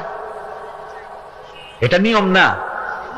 আপনি বসে থাকতে পারবেন না, আপনাকে কাজ করতে হবে। রুজি কামাই করাটাকে কোরআনে কারিমে এতটা সম্মান দিয়েছে, যেটাকে ফদলুল্লাহ বলা হয়েছে। ফদলুল্লাহ, এটা আল্লাহর অনুগ্রহ। সুবহানাল্লাহ বলেন। এটাকে ফদলুল্লাহ বলা হয়েছে, এটা জিনাতুল্লাহ বলা হয়েছে। আপনি যে কাপড় চোপড় ব্যবহার করেন, এই কাপড় চোপড়ের ব্যাপারে আল্লাহ পাক প্রশংসা করেছেন, কাপড় চোপড় সুন্দর পড়তে বলেছেন। তারপরে রুজি রোজগার হালাল করতে বলা হয়েছে, এবং রুজি কামাবার ব্যাপারে হালাল ভাবে রুজি কামাবার জন্য ইন্সপিরেশন দেওয়া হয়েছে কোরআন এবং হাদিসে। রাসূল করিম সাল্লাল্লাহু আলাইহি ওয়াসাল্লাম বলেছেন, আল কাসিবু হাবিবুল্লাহ, সহস্তে যে উপার্জন করে সে আল্লাহর বন্ধু। যে ব্যক্তি ঠেলা গাড়ি চালায়, কুলি মজুর, রিক্সা চালায়, নিন্দা নাই, তাকে নিন্দা করা যাবে না। রিক্সাওয়ালাও একটা গুরুত্বপূর্ণ দায়িত্ব পালন করছে। কুমার, কামার, তাঁতি, জেলে, ধোপা, নাপিত সবাই কাজ করছে। প্রত্যেক কাজের সম্মান ইসলাম দেয়। সুবহানাল্লাহ। কোন সমস্ত কাজের সম্মান আছে, শুধুমাত্র সম্মান নাই চুরির কাজের, ডাকাতির কাজের, সন্ত্রাসের কাজের, চাঁদাবাজির কাজের, মাস্তানির কাজের। এই সব কাজ নিন্দনীয় এবং এই সব কাজ নিতান্ত বাজে কাজ। এ কাজের কোনো সম্মান নাই। সম্মান হচ্ছে নিজের হাতে কামাই করে সারা দিনে এক মুঠো খাবারও যদি খান, আপনার খাবার খাবারের চাইতে হালাল খাবার কারো হতে পারে না। আল্লাহর বন্ধু, সোজা কথা না। আল কাসিব হাবিবুল্লাহ, সহস্ত উপার্জনের এত বরকত। সেজন্য অর্থনৈতিক নিরাপত্তার জন্য সমাজের প্রত্যেকটি কর্মক্ষম লোককে কাজ করতে হবে। কি করতে হবে? নামাজ পড়া হয়ে গেছে, এখন আর বসে থাকা চলবে না, নেমে পড়ুন কাজের জন্য, আল্লাহর অনুগ্রহ অনুসন্ধান করুন। এরপরে আল্লাহ পাক বলছেন, আমার অনুগ্রহ রুজি কামাও, আর রুজি কামাবার সময় আযকুরুল্লাহ যিকরান কাসীরা লাআল্লাকুম তুফলিহুন। আর জিকির করবা আমার বেশি, আমার জিকির করবা। বলা হচ্ছে রুজি অনুসন্ধান করো, আর বলা হচ্ছে আমার জিকির করো। তো জিকির আর রুজি সন্ধানের ভিতরে সামঞ্জস্য কি? সামঞ্জস্যটা হচ্ছে এই যে আপনি যখন যিকরুল্লাহ কাসীরান, আপনাকে বেশি করে জিকির করতে হবে। জিকির মানে কি? স্মরণ করা। জিকির মানে কি? স্মরণ করা। আল্লাহকে স্মরণ করেন। রুজি যখন কামাতে যাবেন স্মরণ করবেন কারে? চিল্লায় কোন কারে? আপনি রুজি কামাবার জন্য চাকরি করতেছেন, অফিসে বসে যদি আল্লাহ রাব্বুল আলামিন আপনার স্মরণে থাকে, তাহলে ঘুষ খাওয়া আপনার জন্য সম্ভব হবে না। কথা ঠিক কিনা? আল্লাহ পাক বলছেন, রুজি কামাবার জন্য তুমি যে পরিশ্রম করবে, ওই পরিশ্রমের সময় বেশি বেশি জিকির করো, আমারে স্মরণ রাখো। অফিসে বসে যখন তুমি কাজ করবে, আমি যদি স্মরণে থাকি, তাহলে তুমি ঘুষ খাইতে পারবে না। তুমি জমিন চাষ করবে, জমিন চাষ করার সময় আমি যদি তোমার স্মরণে থাকি, জমিনের আইল ঠেলা তোমার পক্ষে সম্ভব হবে না। যত রকমের রুজির রোজগারের পথ আছে, আমাকে স্মরণ করো, খারাপ পথ থেকে বাঁচো, হালাল ভাবে রুজি কামাও। হালাল রুজির ভিতরে আল্লাহ রাব্বুল আলামিন বরকত দিয়ে দিবেন। আর কাজ করার জন্য বলা হয়েছে, রাসূল করিম সাল্লাল্লাহু আলাইহি ওয়াসাল্লাম বলেছেন, ইজা সাল্লাইতুমুল ফাজরা ফালা তানুমু আন তালবি আরযাকিকুম। ফজরের নামাজ পড়া হয়ে গেছে, ঘুমায়ো না। আমাদের একটা আম অভ্যাস হয়ে গেছে ফজরের নামাজ পড়ে ঘুমানো। হাদিস শরীফে বলা হচ্ছে, ফজরের নামাজ পড়া হয়ে গেছে, ঘুমায়ো না। রুজি তালাশ করো, রিজিক তালাশ করো, নিজের সাহায্য করো, অন্যকে সাহায্য করো, নিজের সংসারের জন্য কাজ করো, অন্যের জন্যও করো। হালাল ভাবে রুজি কামাই করে বউকে একটা ব্লাউজ কিনে দিয়েছেন, একটা শাড়ি কিনে দিয়েছেন, বাচ্চাকে ক্লাসের বই কিনে দিয়েছেন, বাজার থেকে মাছ তরিতরকারি কিনে অক্ষম ব্যক্তিদেরকে সহযোগিতা করবে। যারা নাকি উপার্জন করতে পারে না, ওই জাতীয় লোকদেরকে তারা সহযোগিতা করবে। ওয়ায়াকফুলু গানিয়ুহুম ফাকিরাহুম, সেই সমাজের যারা নাকি সামর্থ্যবান, তারা রোজগার করবে এবং গরিবদেরকে সহযোগিতা করবে। আল্লাহর নবী বলেছেন, সে ব্যক্তি মুমিন নয়, সে ব্যক্তি মুমিন নয়, সেই ব্যক্তি মুমিন নয়। সাহাবায়ে কিরাম হতচকিত হয়ে উঠলেন, প্রশ্ন করলেন, নবীজি কোন ব্যক্তি মুমিন নয়? আল্লাহর নবী বলেন, যেই ব্যক্তি পেট পুরে আরাম করে ঘুমায় গেল, এ কথা জানার পর যে তার প্রতিবেশী না খেয়ে শুয়ে আছে, ক্ষুধার যন্ত্রণায় কাতরাচ্ছে, এ কথা জানার পরে যেই মুসলমান ব্যক্তি আরাম করে পেট ভরে খেয়ে ঘুমায়, সে কখনো মুমিনের দাবি করতে পারে না, মুমিন হতে পারে না। কত বড় কথা! ইসলাম মানুষকে তাগিদ করেছে তার প্রতিবেশীর উপরে লক্ষ্য রাখার জন্য, তার প্রতিবেশীকে লক্ষ্য রাখার জন্য, গরিব মানুষের প্রতি লক্ষ্য রাখার জন্য। রাসূল করিম সাল্লাল্লাহু আলাইহি ওয়াসাল্লাম বলছেন, আইয়ু রাজুলিন মাতা দিয়ান বাইনা আগনিয়ায় ফাকাদ বারিয়াত মিনহুম জিম্মাতুল্লাহি ওয়া রাসূলুহু। আল্লাহর নবী বলেন, কোন ধনী ব্যক্তিদের মাঝে কোন গরিব প্রতিবেশী যদি না খেয়ে মারা যায়, তাহলে ওই এলাকার বিত্তশালী লোকদের সাথে আল্লাহর সমস্ত সম্পর্ক, রাসূলের সব সম্পর্ক ছিন্ন হয়ে যায়। কে বলতে পেরেছে এত বড় কথা? মানুষের অর্থনৈতিক নিরাপত্তার জন্য কত বড় কথা বলেছে ইসলাম, বলেছে বিশ্বনবী জনাবে মুহাম্মদ রাসূলুল্লাহ সাল্লাল্লাহু আলাইহি ওয়াসাল্লাম। আল্লাহ রাব্বুল আলামিন বলেন, ধনীদের হাতে যেন সম্পদগুলি পুঞ্জীভূত হয়ে না যায়, কাইলা ইয়াকুনা দুলাতাম বাইনাল আগনিয়াই মিনকুম, তোমাদের ধনীদের হাতে যেন সম্পদগুলি, সমাজের সম্পদগুলি যেন পুঞ্জীভূত না হয়, সেগুলি বরং ছড়িয়ে আস্তে করে যেন সমস্ত গরিব যেন সাধারণের কাছে যেতে পারে, সে ব্যবস্থা করতে হবে। যাকাত প্রদানের মাধ্যমে ধনীদের কাছ থেকে নিয়ে গরিবদেরকে দিয়ে দিতে হবে। এই যাকাত আদায় করা হবে। যাকাত কেউ নিয়ে বসে থাকতে পারবে না, যাকাত আদায় করা হবে। আমাদের দেশে নিয়ম মাফিক যদি যাকাত আদায় করা হতো, এই দেশ যদি ইসলামী গভর্নমেন্ট হতো, আল্লাহ যেন দয়া করে দেন, কন্যা আমিন। আল্লাহ পাক যদি দয়া করে দেশটারে ইসলামী রাষ্ট্র বানায় দেন, তাহলে যাকাত তো আদায় করে নেওয়া হবে। যাকাত দিতে আপনি বাধ্য, গরিব মানুষ থাকবে না। এখনো বাংলাদেশে নিয়ম মাফিক যদি যাকাত আদায় করা হয়, নিয়ম মাফিক মানে সোনার যাকাত, রূপার যাকাত, নগদ ক্যাশের যাকাত, ফসলের ওষুধ সঠিকভাবে যদি আদায় করা হয়, তো একেবারে কম করে হলেও 1000 কোটি টাকা যাকাতের টাকা কালেকশন হতে পারে। এটা কি কম কথা? 1000 কোটি টাকা, এই টাকা আদায় করা হচ্ছে না। এই টাকা আদায় না করার কারণে যে শূন্যতার সৃষ্টি হচ্ছে, এই ভ্যাকুয়ামকে পূর্ণ করার জন্য এগিয়ে এসেছে 7 সমুদ্র 13 নদীর উপর থেকে এনজিওরা।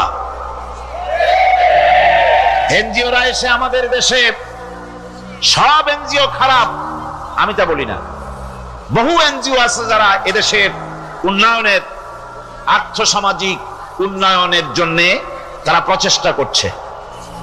রাস্তাঘাট, স্কুল, কলেজ, চিকিৎসা ইত্যাদির দিকে কাজ করছে।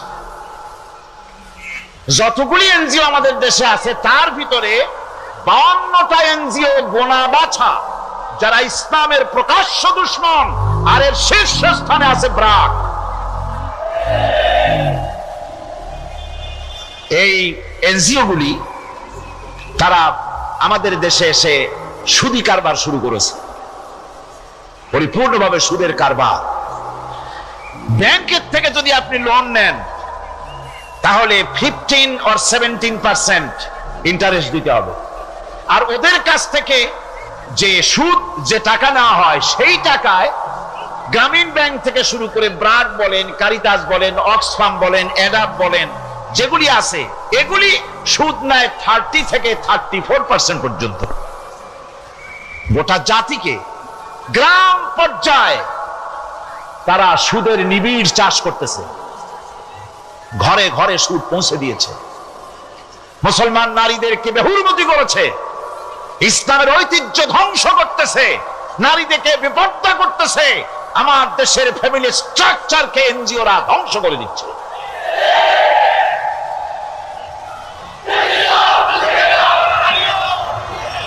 সুতরাং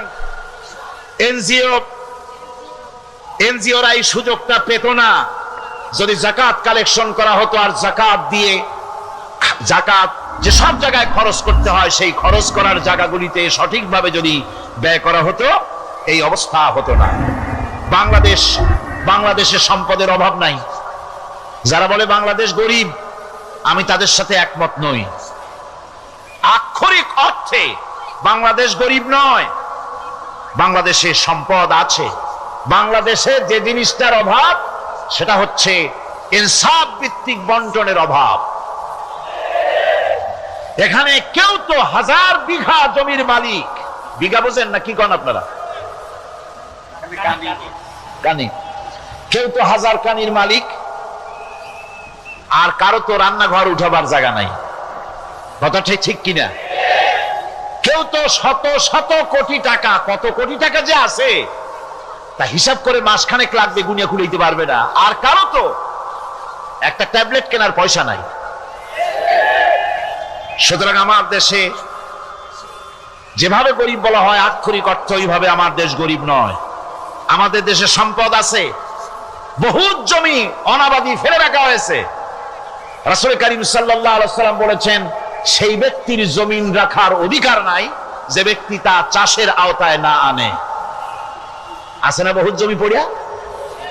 আবাদযোগ্য জমি আমাদের দেশে আছে যা, তার 2,40,00,000 একর।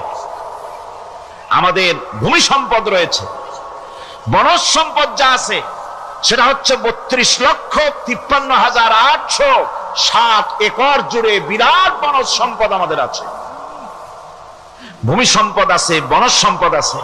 আমাদের রয়েছে পানি সম্পদ, প্রায় 250 নদী, 3,600 বর্গ মাইল জুড়ে নদীগুলো প্রবাহিত আছে। আমাদের পানি সম্পদ আছে। আমাদের গ্যাস সম্পদ আছে, যে গ্যাস অন্তত 100 বছর চলতে পারে। প্রত্যেক বাড়িতে বাড়িতে গ্যাসের সংযোগ দিলেও 100 বছরে ঘুরাবে না। আলহামদুলিল্লাহ কইতে ইচ্ছা করে না? জোরে কোন আলহামদুলিল্লাহ।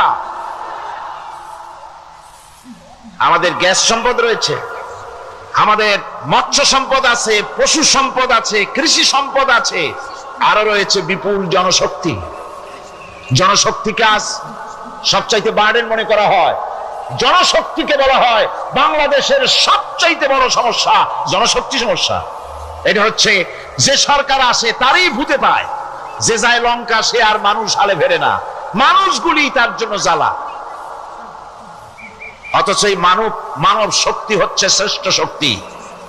ইউনিভার্সিটি জনমের মতো না বাড়াইয়া, এখন তো ইউনিভার্সিটি দাবি করতেছে সকলে, গ্রামে গঞ্জে থানায় রান্নাঘরে সব জায়গায় আমাদের ইউনিভার্সিটি দাও। আর ইউনিভার্সিটির ফজিলত কি তা তো আমরা দেখতেইছি।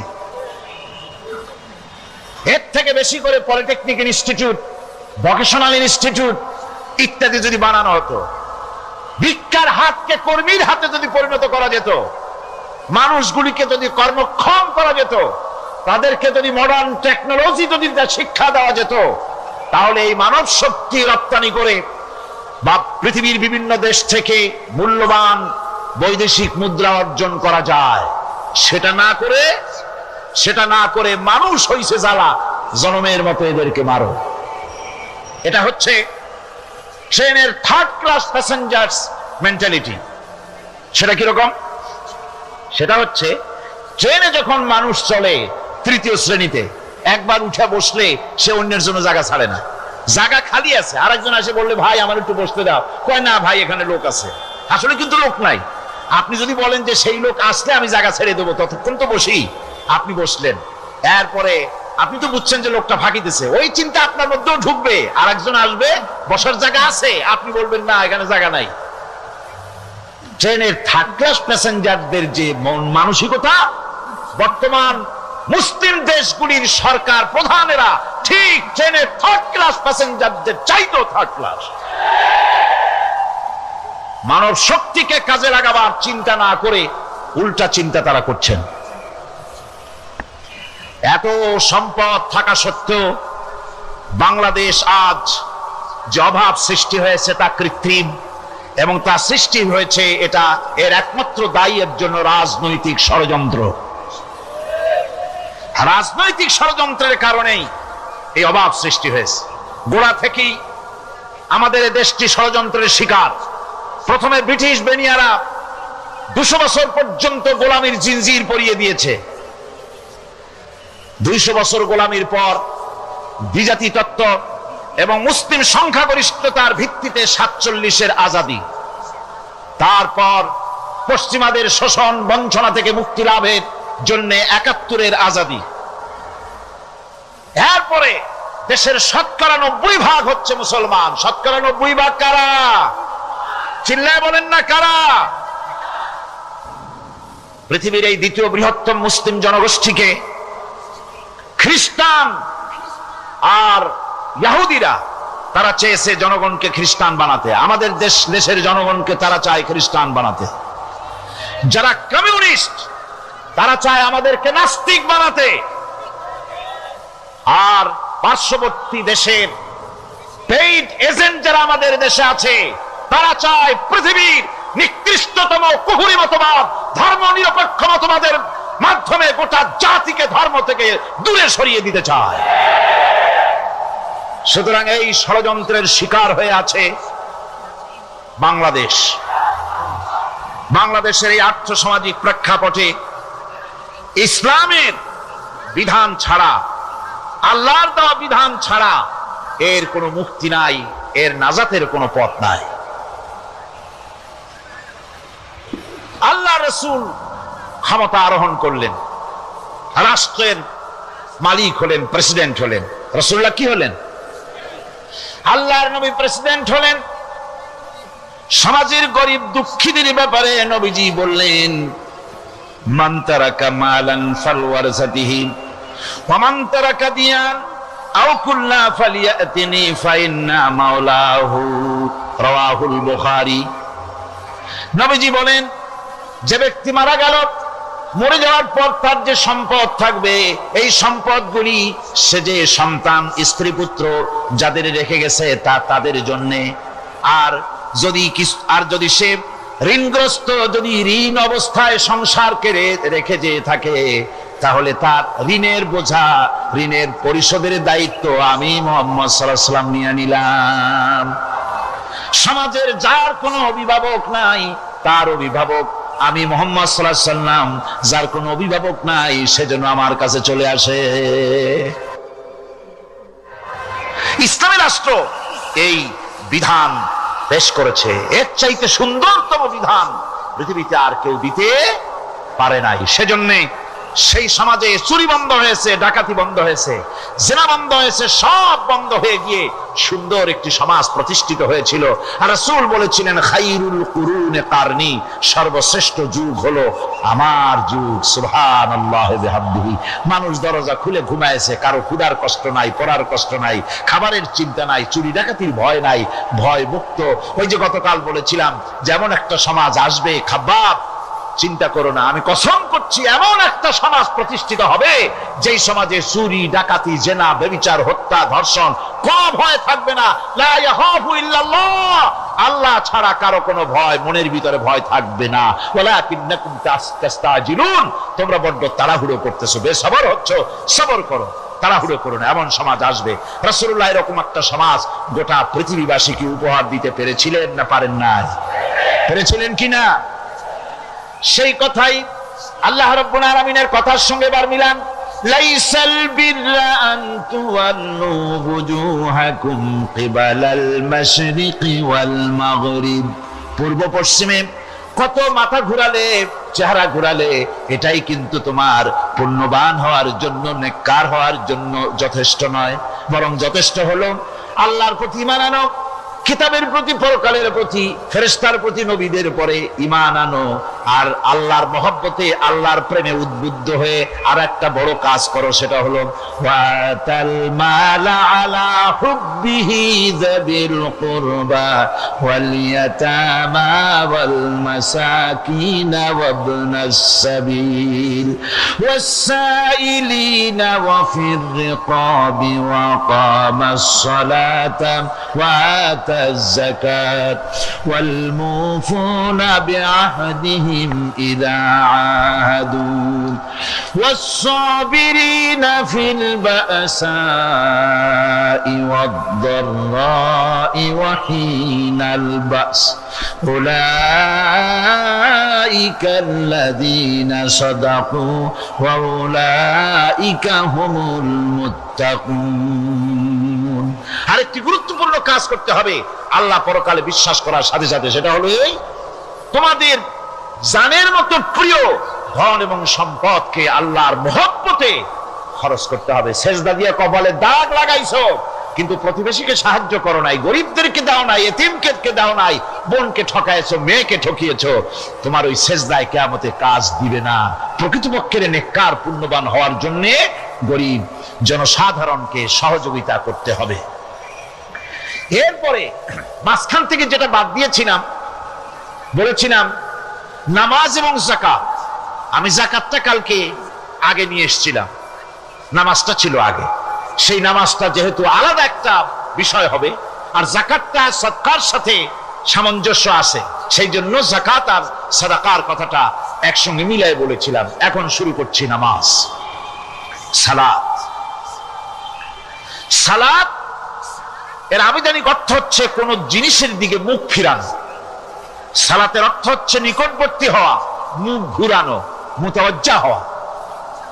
ওই যে হযরত ইব্রাহিম আলাইহিস সালাম বলেছিলেন, ইন্নী وجهت وجهي للذي فطر السماوات والأرض জানেন আপনারা পড়েন إني وجهت وجهي للذي فطر السماوات والأرض حنيفا وما أنا من المشركين নিশ্চয় আমার মুখ ঘুরায় দিলাম কার দিকে যিনি আকাশ এবং জমিনের স্রষ্টা সব কিছুর মালিক যিনি তার দিকে আমি মুতাওয়াজ্জা হলাম নামাজের অর্থ হচ্ছে মুতাওয়াজ্জা হওয়া মুখ ঘুরিয়ে দেওয়া চেহারা ঘুরিয়ে দেওয়া আর নামাজের আরেক অর্থ হচ্ছে নিকটবর্তী থেকে আরো নিকটবর্তী হওয়া আমরা কি নিকটবর্তী হতে চাই না বুঝলে কবেন কি নিকটবর্তী হইতে চাই কার আল্লাহ আমরা কি আল্লাহর নিকটবর্তী হতে চাই আল্লাহ রাব্বুল আলামিন বলেন নিকটবর্তী হতে হলে ওয়াসজুদ ওয়াকতারিব সিজদা দাও আর সিজদার মাধ্যমে আমার নিকটবর্তী হয়ে যাও এজন্য আল্লাহ রাব্বুল আলামিন বলেছেন যে আমি মানুষ এবং জিনকে সৃষ্টি করেছি তার কারণটাই হলো মা খালাকতুল জিন্না ওয়াল ইনসা ইল্লা লিয়াবুদুন মানুষ আর জিন জাতিকে সৃষ্টি করা হয়েছে ইবাদতের জন্য গোলামির জন্য ইবাদত আর গোলামি এটাই করতে হবে গোলামি করতে হবে দাসত্ব করতে হবে আর এই দাসত্ব আল্লাহর আনুগত্যই গোলামির দাওয়াত দিয়েছেন দুনিয়ার সব নবীরা কোন নবী বলেন নাই যে আমার গোলামি করো কেউ বলেছেন বলেন জোরে কেউ বলেছেন আল্লাহ পাক বলেন ওয়ালাকাদ বা'আসনা ফি কুল্লি উম্মাতির রাসূলা আন ইবুদুল্লাহা ওয়াজতানিবুত তাগুত প্রত্যেক জাতির জন্য আমি রাসূল প্রেরণ করেছি তারা মানুষকে দাওয়াত দিয়েছেন এই কথা বলে যে এক আল্লাহর গোলামি করো তিনি ছাড়া কোনো ইলাহ নাই আইন দাতা নাই বিধান দাতা নাই তার গোলামি তার সামনে মাথা নত করে না আর প্রত্যেক নবীর যুগেই নামাজ রোজা শরীয়তের মধ্যে ছিল নামাজ রোজা কম বেশি প্রত্যেক নবীর জামানায় আল্লাহ পাক এটাকে বাধ্যতামূলক করেছিলেন নামাজ রোজা যাকাত সব নবীদের জন্য বাধ্যতামূলক ছিল তার উম্মতের জন্য বাধ্যতামূলক ছিল নামাজ হচ্ছে তাওহীদের অবশ্যম্ভাবী এক বহির্প্রকাশ তাওহীদের জন্য তাওহীদবাদী মানুষ যারা তাদেরকে নামাজ আদায় করতেই হবে আকীদা বিশ্বাসের দিক থেকে তাওহীদ যদি হয় পুরা দ্বীনের মূল উৎস তাহলে আমলের দিক থেকে নামাজ হচ্ছে পুরা দ্বীনের মূল ভিত্তি নামাজ হচ্ছে আমলের মূল ভিত্তি এর বাস্তবায়ন ছাড়া দ্বীন পূর্ণ হয় না নামাজ মুমিনের কেবলমাত্র একটি উত্তম আমলই নয় বরং নামাজ হচ্ছে ঈমানের মূল ভিত্তি যার কাছে নামাজ নাই তার কাছে কিছুই নেই রাসূল করিম সাল্লাল্লাহু আলাইহি ওয়াসাল্লাম বলেছেন যে নামাজ যে ব্যক্তি পড়ে না আল্লাহ পাকের সাথে তার কোনো সম্পর্ক বাকি থাকে না সুতরাং এই নামাজটা হচ্ছে যে একমাত্র একাগ্র চিত্তে আদবের সাথে আল্লাহর সামনে রুজু হয়ে যাও কোরআনে কারীম বলছে মুনিবিনা ইলাইহি ওয়াত্তাকুহু ওয়াকিমুস সালাতা ওয়া লা তাকুনু মিনাল মুশরিকিন তোমরা আল্লাহর দিকে রুজু হয়ে যাও এবং তাকে ভয় করে অন্যায় কাজ থেকে বিরত থাকো আর নামাজ কায়েম করো মুশরিকদের অন্তর্ভুক্ত হয়ে যেও না নামাজ কায়েম করা নামাজের আদেশ কোরআনে কারীমের মধ্যে আল্লাহ পাক বহু জায়গায় করেছেন ঈমানের পর নামাজই হচ্ছে সবচেয়ে বড় জরুরি একজন ওয়াকিমিস সালাতা লিযিকরি নিশ্চয়ই আমি আল্লাহ আমি ছাড়া কোনো ইলাহ নাই আমার গোলামি করো আমার দাসত্ব করো আর আমার শরণার্থে নামাজ কায়েম করো নামাজ নামাজ নামাজ কায়েম করতে হবে এটাই হচ্ছে ঈমানের সবচেয়ে বড় দাবি অন্যত্র আল্লাহ পাক বলছেন কুল ইন্না হুদাল্লাহি হুয়াল হুদা ওয়া উমিরনা লিনুসলিমা লিরাব্বিল আলামিন। হে নবী বলুন, প্রকৃতপক্ষে আল্লাহর হেদায়েত হচ্ছে সঠিক হেদায়েত। সত্যিকারের হেদায়েত কার হেদায়েত? আল্লাহ পাকের হেদায়েত। এবং তার পক্ষ থেকে নির্দেশ করা হয়েছে যে সারা জাহানের মালিকের সামনে মাথা নত করে দাও। মাথা নত করবেন কার কাছে? আল্লাহ পাকের কাছে। وأن أقيموا الصلاة واتقوه وهو الذي إليه تحشرون। আর নামাজ প্রতিষ্ঠা করো, আল্লাহ রাব্বুল আলামিনের ভয়তে সমস্ত অপরাধমূলক কাজ থেকে, অসামাজিক কার্যকলাপ থেকে বিরত থাকেও। আর একদিন মনে রেখো, তোমাদের সকলকেই আল্লাহ রাব্বুল আলামিনের দরবারে উপস্থিত হতে হবে। নামাজ ঈমান থাকা না থাকার প্রমাণ। ঈমান আছে কি ঈমান নাই এর প্রমাণ কি? নামাজ। আল্লাহ পাক বলছেন, ফালা সাদ্দাকা ওয়ালা সাল্লা ওয়ালাকিন কাযযাবা ওয়া তাওয়াল্লা। কিন্তু না সে সত্য মেনে নিল, আর না সে সালাত আদায় করলো, বরং সত্যকে মিথ্যা মনে করে ফিরে গেল। নামাজটাই হচ্ছে একজন মানুষের সে মুমিন না কাফের তা প্রমাণ করার জন্য। এটাই হচ্ছে মূল কথা। কিয়ামতের দিন মানুষ যে জাহান্নামে যাবে, জাহান্নামের জন্য, জাহান্নামে যে সব কারণে যাবে তার মধ্যে বড় কারণ কালকে বলেছিলাম, দেখি মনে আছে নাকি? বড় কারণ কয়টা? কয়টা? আলহামদুলিল্লাহ মনে আছে। আল্লাহ রাব্বুল আলামিন বলেন, ইয়াতাসাআলুনা আনিল মুজরিমিন।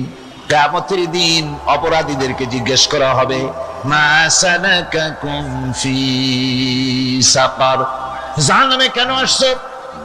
জবাবে তারা বলবে, ক্বালু লাম নাকু মিনাল মুসাল্লিনা ওয়া লাম নাকু নুতঈমুল মিসকিন। নামাজ পড়ি নাই, আর এতিম মিসকিনদের খেতে দেই নাই, এই কারণেই জাহান্নামে এসেছি। নাউযুবিল্লাহ। নামাজ যারা পড়বে না জাহান্নামে যেতে হবে। কোথায় যেতে হবে? কেউ কেউ মনে করতে পারবেন নামাজের ওয়াজ তো বহু শুনছি, এর চাইতে গুরুত্বপূর্ণ জিনিস আর নাই। নামাজের চাইতে গুরুত্বপূর্ণ ইবাদত আল্লাহর সৃষ্টি করেন নাই। মুসলমানের জন্য সর্বশ্রেষ্ঠ ইবাদত কি ছিল? এখন জোরে বলেন কি? এই নামাজ। আকসার মানুষের নামাজ হয় না। যারা আমরা নামাজ পড়ি, বহু লোকের নামাজ পড়ে ঠিক, কিন্তু নামাজ আদায় হয় না। আমি সে কথা বলবো সামনের দিকে, প্রাণ খুলে শুনবেন, কাজে লাগবে ইনশাআল্লাহ। কোন ইনশাআল্লাহ? আকীদাগত দিক থেকে ঈমান হলো তাওহীদের স্বীকৃতি, আর আমলের দিক থেকে নামাজ হচ্ছে তাওহীদের বহিঃপ্রকাশ। আপনি মুসলমান তা প্রমাণ হবে নামাজ দিয়ে। নামাজহীন ঈমানের দাবি মূল্যহীন। যার নামাজ নাই তার ঈমানের দাবি করার কোনো মূল্যই নেই। অনেক এরকম কথা বলে, হুজুর আমি মানুষটা নিতান্ত খারাপ না, যাই মনে করেন, গ্রামে রাস্তা বানাইছি, ব্রিজ করে দিয়েছি, কালভার্ট করেছি, এতিম মিসকিনদের তাও মাঝে মধ্যে খাবার দেই। নামাজ হচ্ছে ইসলামের গণ্ডির মধ্যে প্রবেশের প্রমাণ।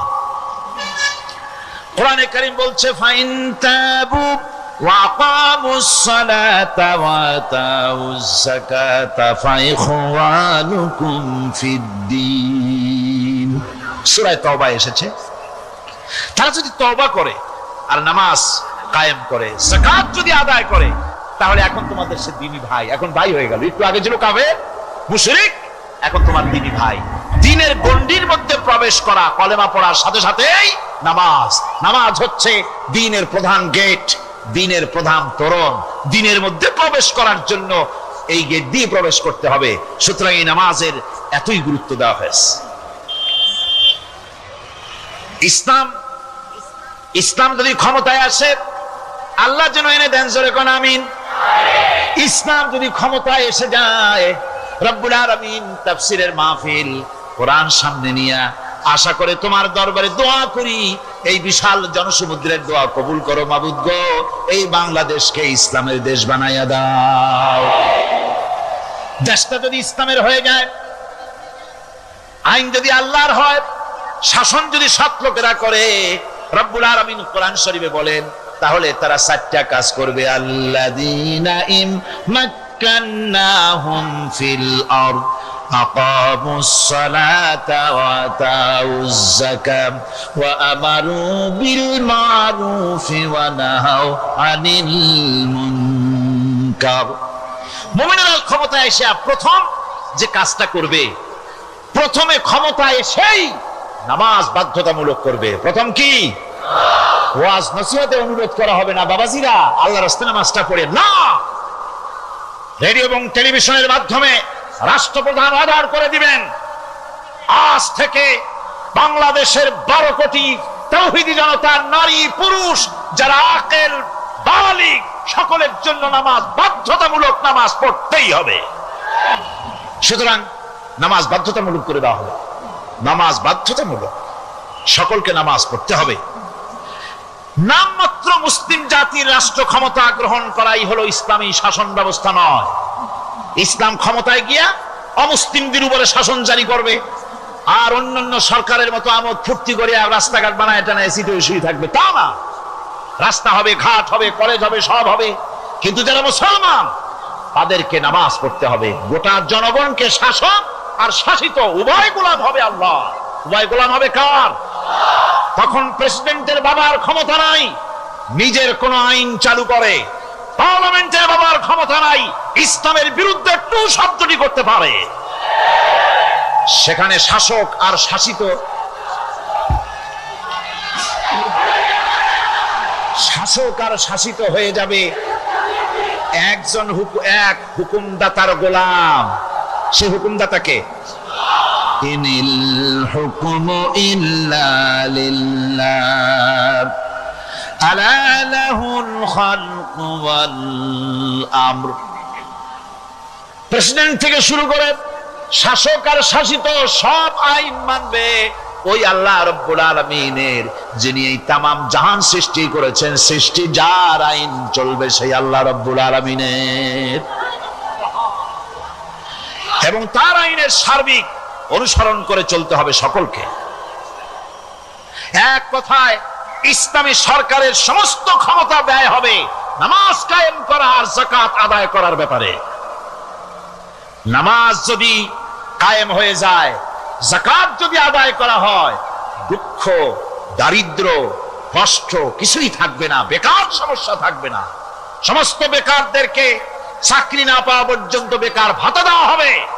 বুড়ো মানুষেরা যখন বুড়ো হয়ে যায়, ছেলের কাছে আদর নাই, বউর কাছে কদর নাই, আর ছেলে বউ বদদোয়া করতে থাকে, বুড়েরা মরে না কেন? আছেন আমাদের সমাজ। ইসলামী সরকার এলে পরে এই বৃদ্ধ মানুষদের ব্যবস্থা করা হবে, তাদের প্রতি এই ধরনের অসদাচরণ কেউ করতে সাহস পাবে না। সুতরাং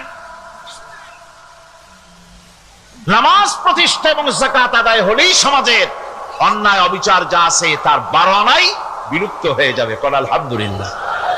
তখন চাকরিতে প্রমোশন হবে নামাজের ভিত্তিতে। এখন প্রমোশন হয় কে কত ঘুষ খাইতে পারে, কে কত সরকারের দালালি করে বিবেকের বিরুদ্ধে বিরোধী দলকে বেশি করে পেটাতে পারে, এর উপরে ভিত্তি করে প্রমোশন হয়। ইসলামী সরকার যখন আসবে, ইসলামী সরকার যখন প্রতিষ্ঠিত হয়ে যাবে, তখন চাকরির প্রমোশন নির্ভর করবে তার সুন্দর চরিত্র আর নামাজের পাবন্দির উপরে ভিত্তি করে। সমাজে দুঃখ দুর্দশা থাকবে, যেরকম থাকবে থাকবে। আমার ভাইয়েরা, নামাজ হচ্ছে আল্লাহ রাব্বুল আলামিনের সাহায্য লাভের একমাত্র মাধ্যম। আল্লাহর কাছে যদি সাহায্য পেতে চাই তাহলে নামাজ লাগবে। লাগবে কি কোন? وَلَقَدْ أَخَذَ اللَّهُ مِيثَاقَ بَنِي إِسْرَائِيلَ وَبَعَثْنَا مِنْهُمُ 12 نَقِيًّا وَقَالَ اللَّهُ إِنِّي مَعَكُمْ لَئِنْ أَقَمْتُمُ الصَّلَاةَ। আল্লাহ পাক বলেন, বনি ইসরাঈলদের নিকট আমি ওয়াদা নিয়েছিলাম তোমরা যদি মানুষদেরকে অসামাজিক কার্যকলাপ থেকে যদি তোমরা ফিরাইতে পারো, মানুষদেরকে অসামাজিক কার্যকলাপ থেকে তোমরা ফিরাবে। 12টা গোত্রের জন্য 12 জন নকিব নির্দিষ্ট করে দেওয়া হলো, তাদের দায়িত্ব দেওয়া হলো। মানুষদেরকে, সমাজের লোকদেরকে অন্যায় কাজ থেকে তারা ফিরাবে, ভালো ভালো কাজ করার জন্য তাদেরকে আদেশ করবে, অসামাজিক অধর্মীয় কাজ থেকে বাঁচাবার চেষ্টা করবে। এইটা যদি তোমরা করো তাহলে আমি তোমাদের সাথে আছি। শর্ত হলো একটা, তোমাদেরকে নামাজ কায়েম করতে হবে। নামাজ যদি কায়েম করো আমার মদদ তোমাদের জন্য অবধারিত হবে। নামাজ প্রতিষ্ঠা করলেই আল্লাহর সাহায্য লাভ করা যায় জীবনের সকল ক্ষেত্রে। নামাজ হচ্ছে অপকর্মের প্রতিবন্ধক। নামাজ পড়লে অন্যায় কাজ থেকে বাঁচার পথ। অন্যায় থেকে বাঁচাই কিসে? নামাজ। আল্লাহ রাব্বুল আলামিন বলেন, উতলু মা উহিয়া ইলাইকা মিনাল কিতাবি ওয়াকিমিস সালাম ইন্নাস সালাতা তানহা আনিল ফাহশাই ওয়াল মুনকার। হে নবী, এই কিতাব তেলাওয়াত করো, যা তোমার প্রতি অবতীর্ণ করা হয়েছে, এই কিতাব তেলাওয়াত করো আর নামাজকে প্রতিষ্ঠা করো। নিঃসন্দেহে নামাজ মানুষকে পাপাচার থেকে বাঁচায়া দেয়। অশ্লীলতা, পাপাচার থেকে মানুষকে বাঁচায় কে? জোরে চিল্লায় এখন কে? নামাজ।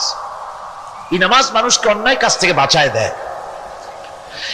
নামাজ যে মানুষকে অন্যায় কাজ থেকে বাঁচায়, কেমনে বাঁচায়? আমরা যে নামাজ পড়ি, এই নামাজে তো আমাদেরকে অন্যায় কাজ থেকে বাঁচাইতে পারে না। নামাজি বহুত মানুষ আছে অন্যায় করে, করে কিনা? কোন না করে না? করে। নামাজি অথচ অন্যায় করে। আর আল্লাহ বলছেন নামাজিকে, নামাজ তাকে অশ্লীলতা থেকে ফিরায়। তাহলে কথা কাটটা ঠিক? আল্লাহটা জোরে বলেন, কাটটা ঠিক? অবশ্যই আমার আল্লাহর কথা হক। আমি ভুল করতেছি, আমি যেন কোথাও ভুল করতেছি, সামথিং ইজ রং, কোথাও যেন আমরা ভুল করে বসতেছি, সেই ভুলটা কি আমরা আবিষ্কার করতে চেষ্টা করবো ইনশাআল্লাহ। প্রথম যে কথাটা সেটা হচ্ছে যে আমরা যা নামাজে পড়ি আমরা তা বুঝি না। কথা ঠিক কিনা? আমি যদি এখন প্রশ্ন করি সামি আল্লাহু লিমান হামিদা অর্থ কি কোন, ফার্স্ট ডিভিশনে কয়েকটা লেটার নিয়ে ফেল করবেন এরকম লোক আছেন না নাই? সুবহান রাব্বিয়াল আলা অর্থ কি জানি না, সুবহান রাব্বিয়াল আযীম অর্থ কি জানি না, দোয়া কুনুত অর্থ কি জানি না, তাশাহুদ অর্থ কি জানি না, সূরা ফাতিহার অর্থ কি জানি না। এমন কি উযুর মধ্যে কয়টা ফরজ তাও অনেকের জানা নাই। কথা কি বেশি বললাম না ঠিক বলছি? একজনে জিজ্ঞেস করলো, মিয়া উযুতে কয় ফরজ? কয় হুজুর কি মনে করেন এটা বুঝি জানি না, এটা তো সাধারণ ব্যাপার, বলেন না কয় ফরজ? কয় উযুতে তো 17 ফরজ। কি কি? কয় হাত ধোয়া, পা ধোয়া, মুখ ধোয়া, নাক ধোয়া, চোখ ধোয়া, জিহ্বা ধোয়া, মাথা ধোয়া। বলতে বলতে গুনে দেখা গেল প্রায় 19টার মতো বলছে। বলা হলো, মিয়া বললেন আপনি উযুতে ফরজ 17টা, কইলেন আপনি 19টা। কয় হুজুর জানি আরো, বলি না আপনাদের ভয়তে। উযু জানে না, নামাজ জানে না, তাকেই নামাজ কেমনে ফিরাবে অন্যায় কাজ থেকে? কথা বুঝতে পেরেছেন? নামাজে কি পড়ি?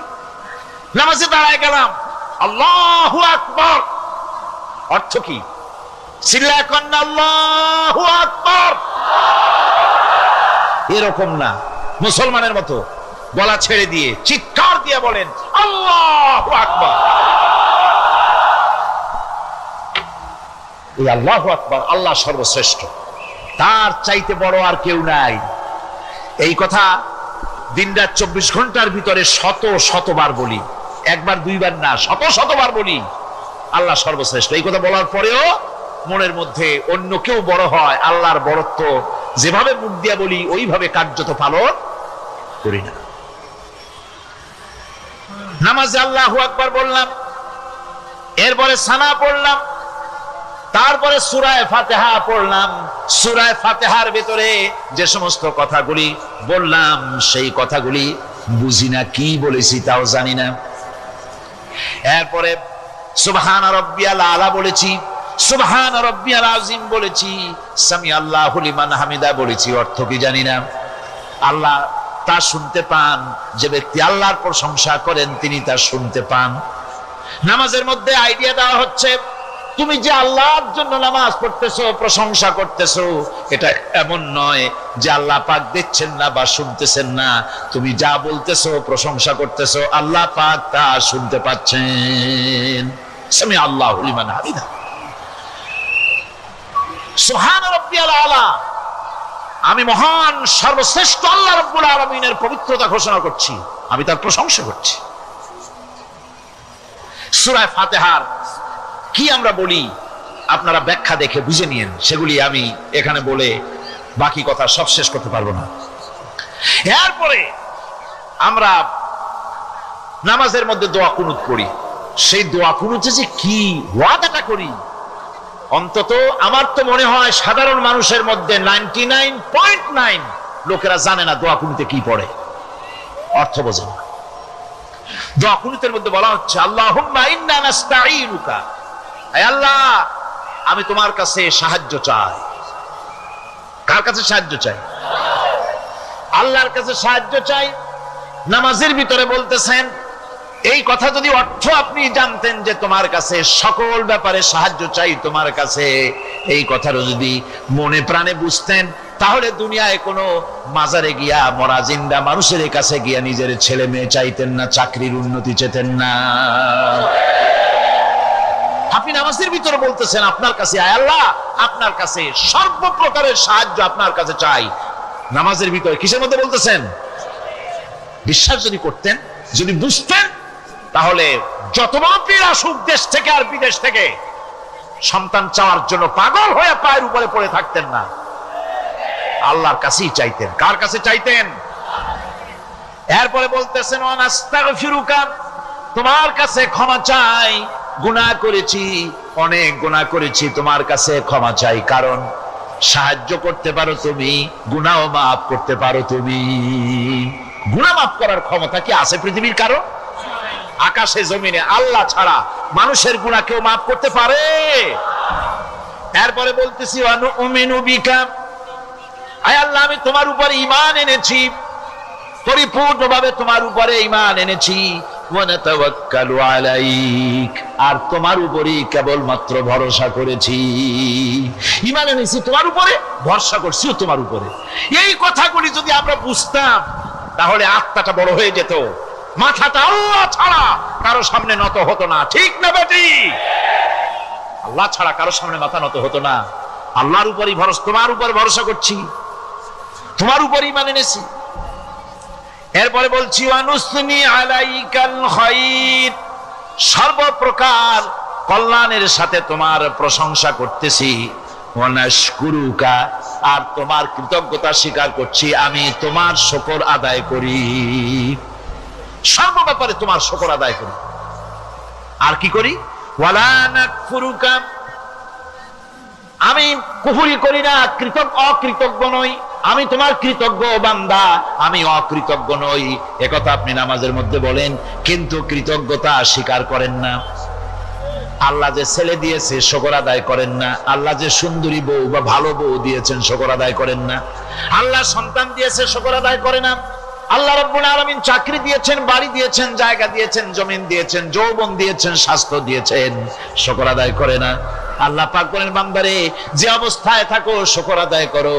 লা ইন শাকারতুম লাযীদান্নাকুম ওয়া লা ইন কাফারতুম ইন্না আযাবী লাশাদীদ। আমার নিয়ামতের শুকর যদি আদায় করো আমি বেশি করে বাড়ায় দেব, আর যদি শুকর আদায় না করো তাহলে মস্ত বড় শাস্তি রেখে দিয়েছি। সব ব্যাপারে শুকর আদায় করো, আমার নিয়ামতের শুকর আদায় করো। চোখ দিয়ে দেখতে পাও, কও আলহামদুলিল্লাহ। মুখ দিয়ে কথা বলতে পারো, কও আলহামদুলিল্লাহ। যা খাও মজা লাগে বলো আলহামদুলিল্লাহ। কাজ করতে পারো বলো আলহামদুলিল্লাহ। সব ব্যাপারে আল্লাহর শুকর আদায় করতে হবে। শুকরিয়া আদায় করলে রব্বুল আলামিন তারে আরো বাড়ায় দিবেন। এই কথাই বলতেছি, আল্লাহ শুকর করি, আর তোমার সাথে আমি কুফরি করি না, কৃতজ্ঞ আমি নই। ওয়া নাখলাউ ওয়া নাতরুকু মান ইয়াফজুরুকা, আর আমি ওয়াদা করতেছি এই কথা, তোমার সাথে যারা প্রকাশ্য দুশ্মনী করে, যারা প্রকাশ্য গুনার মধ্যে লিপ্ত আছে আর তোমার সাথে দুশ্মনী করে, ওদের সাথে আমার সমস্ত সম্পর্ককে ছিন্ন করে দিলাম। দেখছেন নামাজে কি কইলেন আপনি? আপনি নামাজে কত বড় কথা বললেন। ওয়া নাতরুকু মাইয়া ফুজুরুকা, আয় আল্লাহ আমি ওয়াদা করছি তোমার সাথে যারা দুশমনী করে, যারা প্রকাশ্য গুনাহ করে, তাদেরকে আমি পরিত্যাগ করছি, তাদের সাথে আমার কোনো সম্পর্ক নাই। এই কথা বলার পরে আপনার সম্পর্ক কার সাথে একটু চিন্তা করেন তো। আপনার বন্ধু কারা? ইলেকশন আসলে ভোট দেন কাদেরকে? কাদের চা খাওয়ান, কাদের চান্দা দেন? একটু চিন্তা করেন, অঙ্কের সাথে মিলায় নেন। তাহলে দেখুন, মুখে বলে এক কথা, কাজে করে আর একটা। আরে কি কয়? চিল্লায় কোন আরে কি কয়? আর এই মুনাফিকি করতেছেন কার সাথে? আল্লাহর সাথে। কোন নাউজুবিল্লাহ। নামাজে কি পড়েন সেটা যদি জানতেন, অবশ্যই আল্লাহ রাব্বুল আলামিনের কথা কার্যকরী হয়ে যেত। ইন্নাস সালাতা তানহা আনিল ফাহশাই ওয়াল মুনকার। নামাজ মানুষকে পাপের কাজ, অশ্লীলতা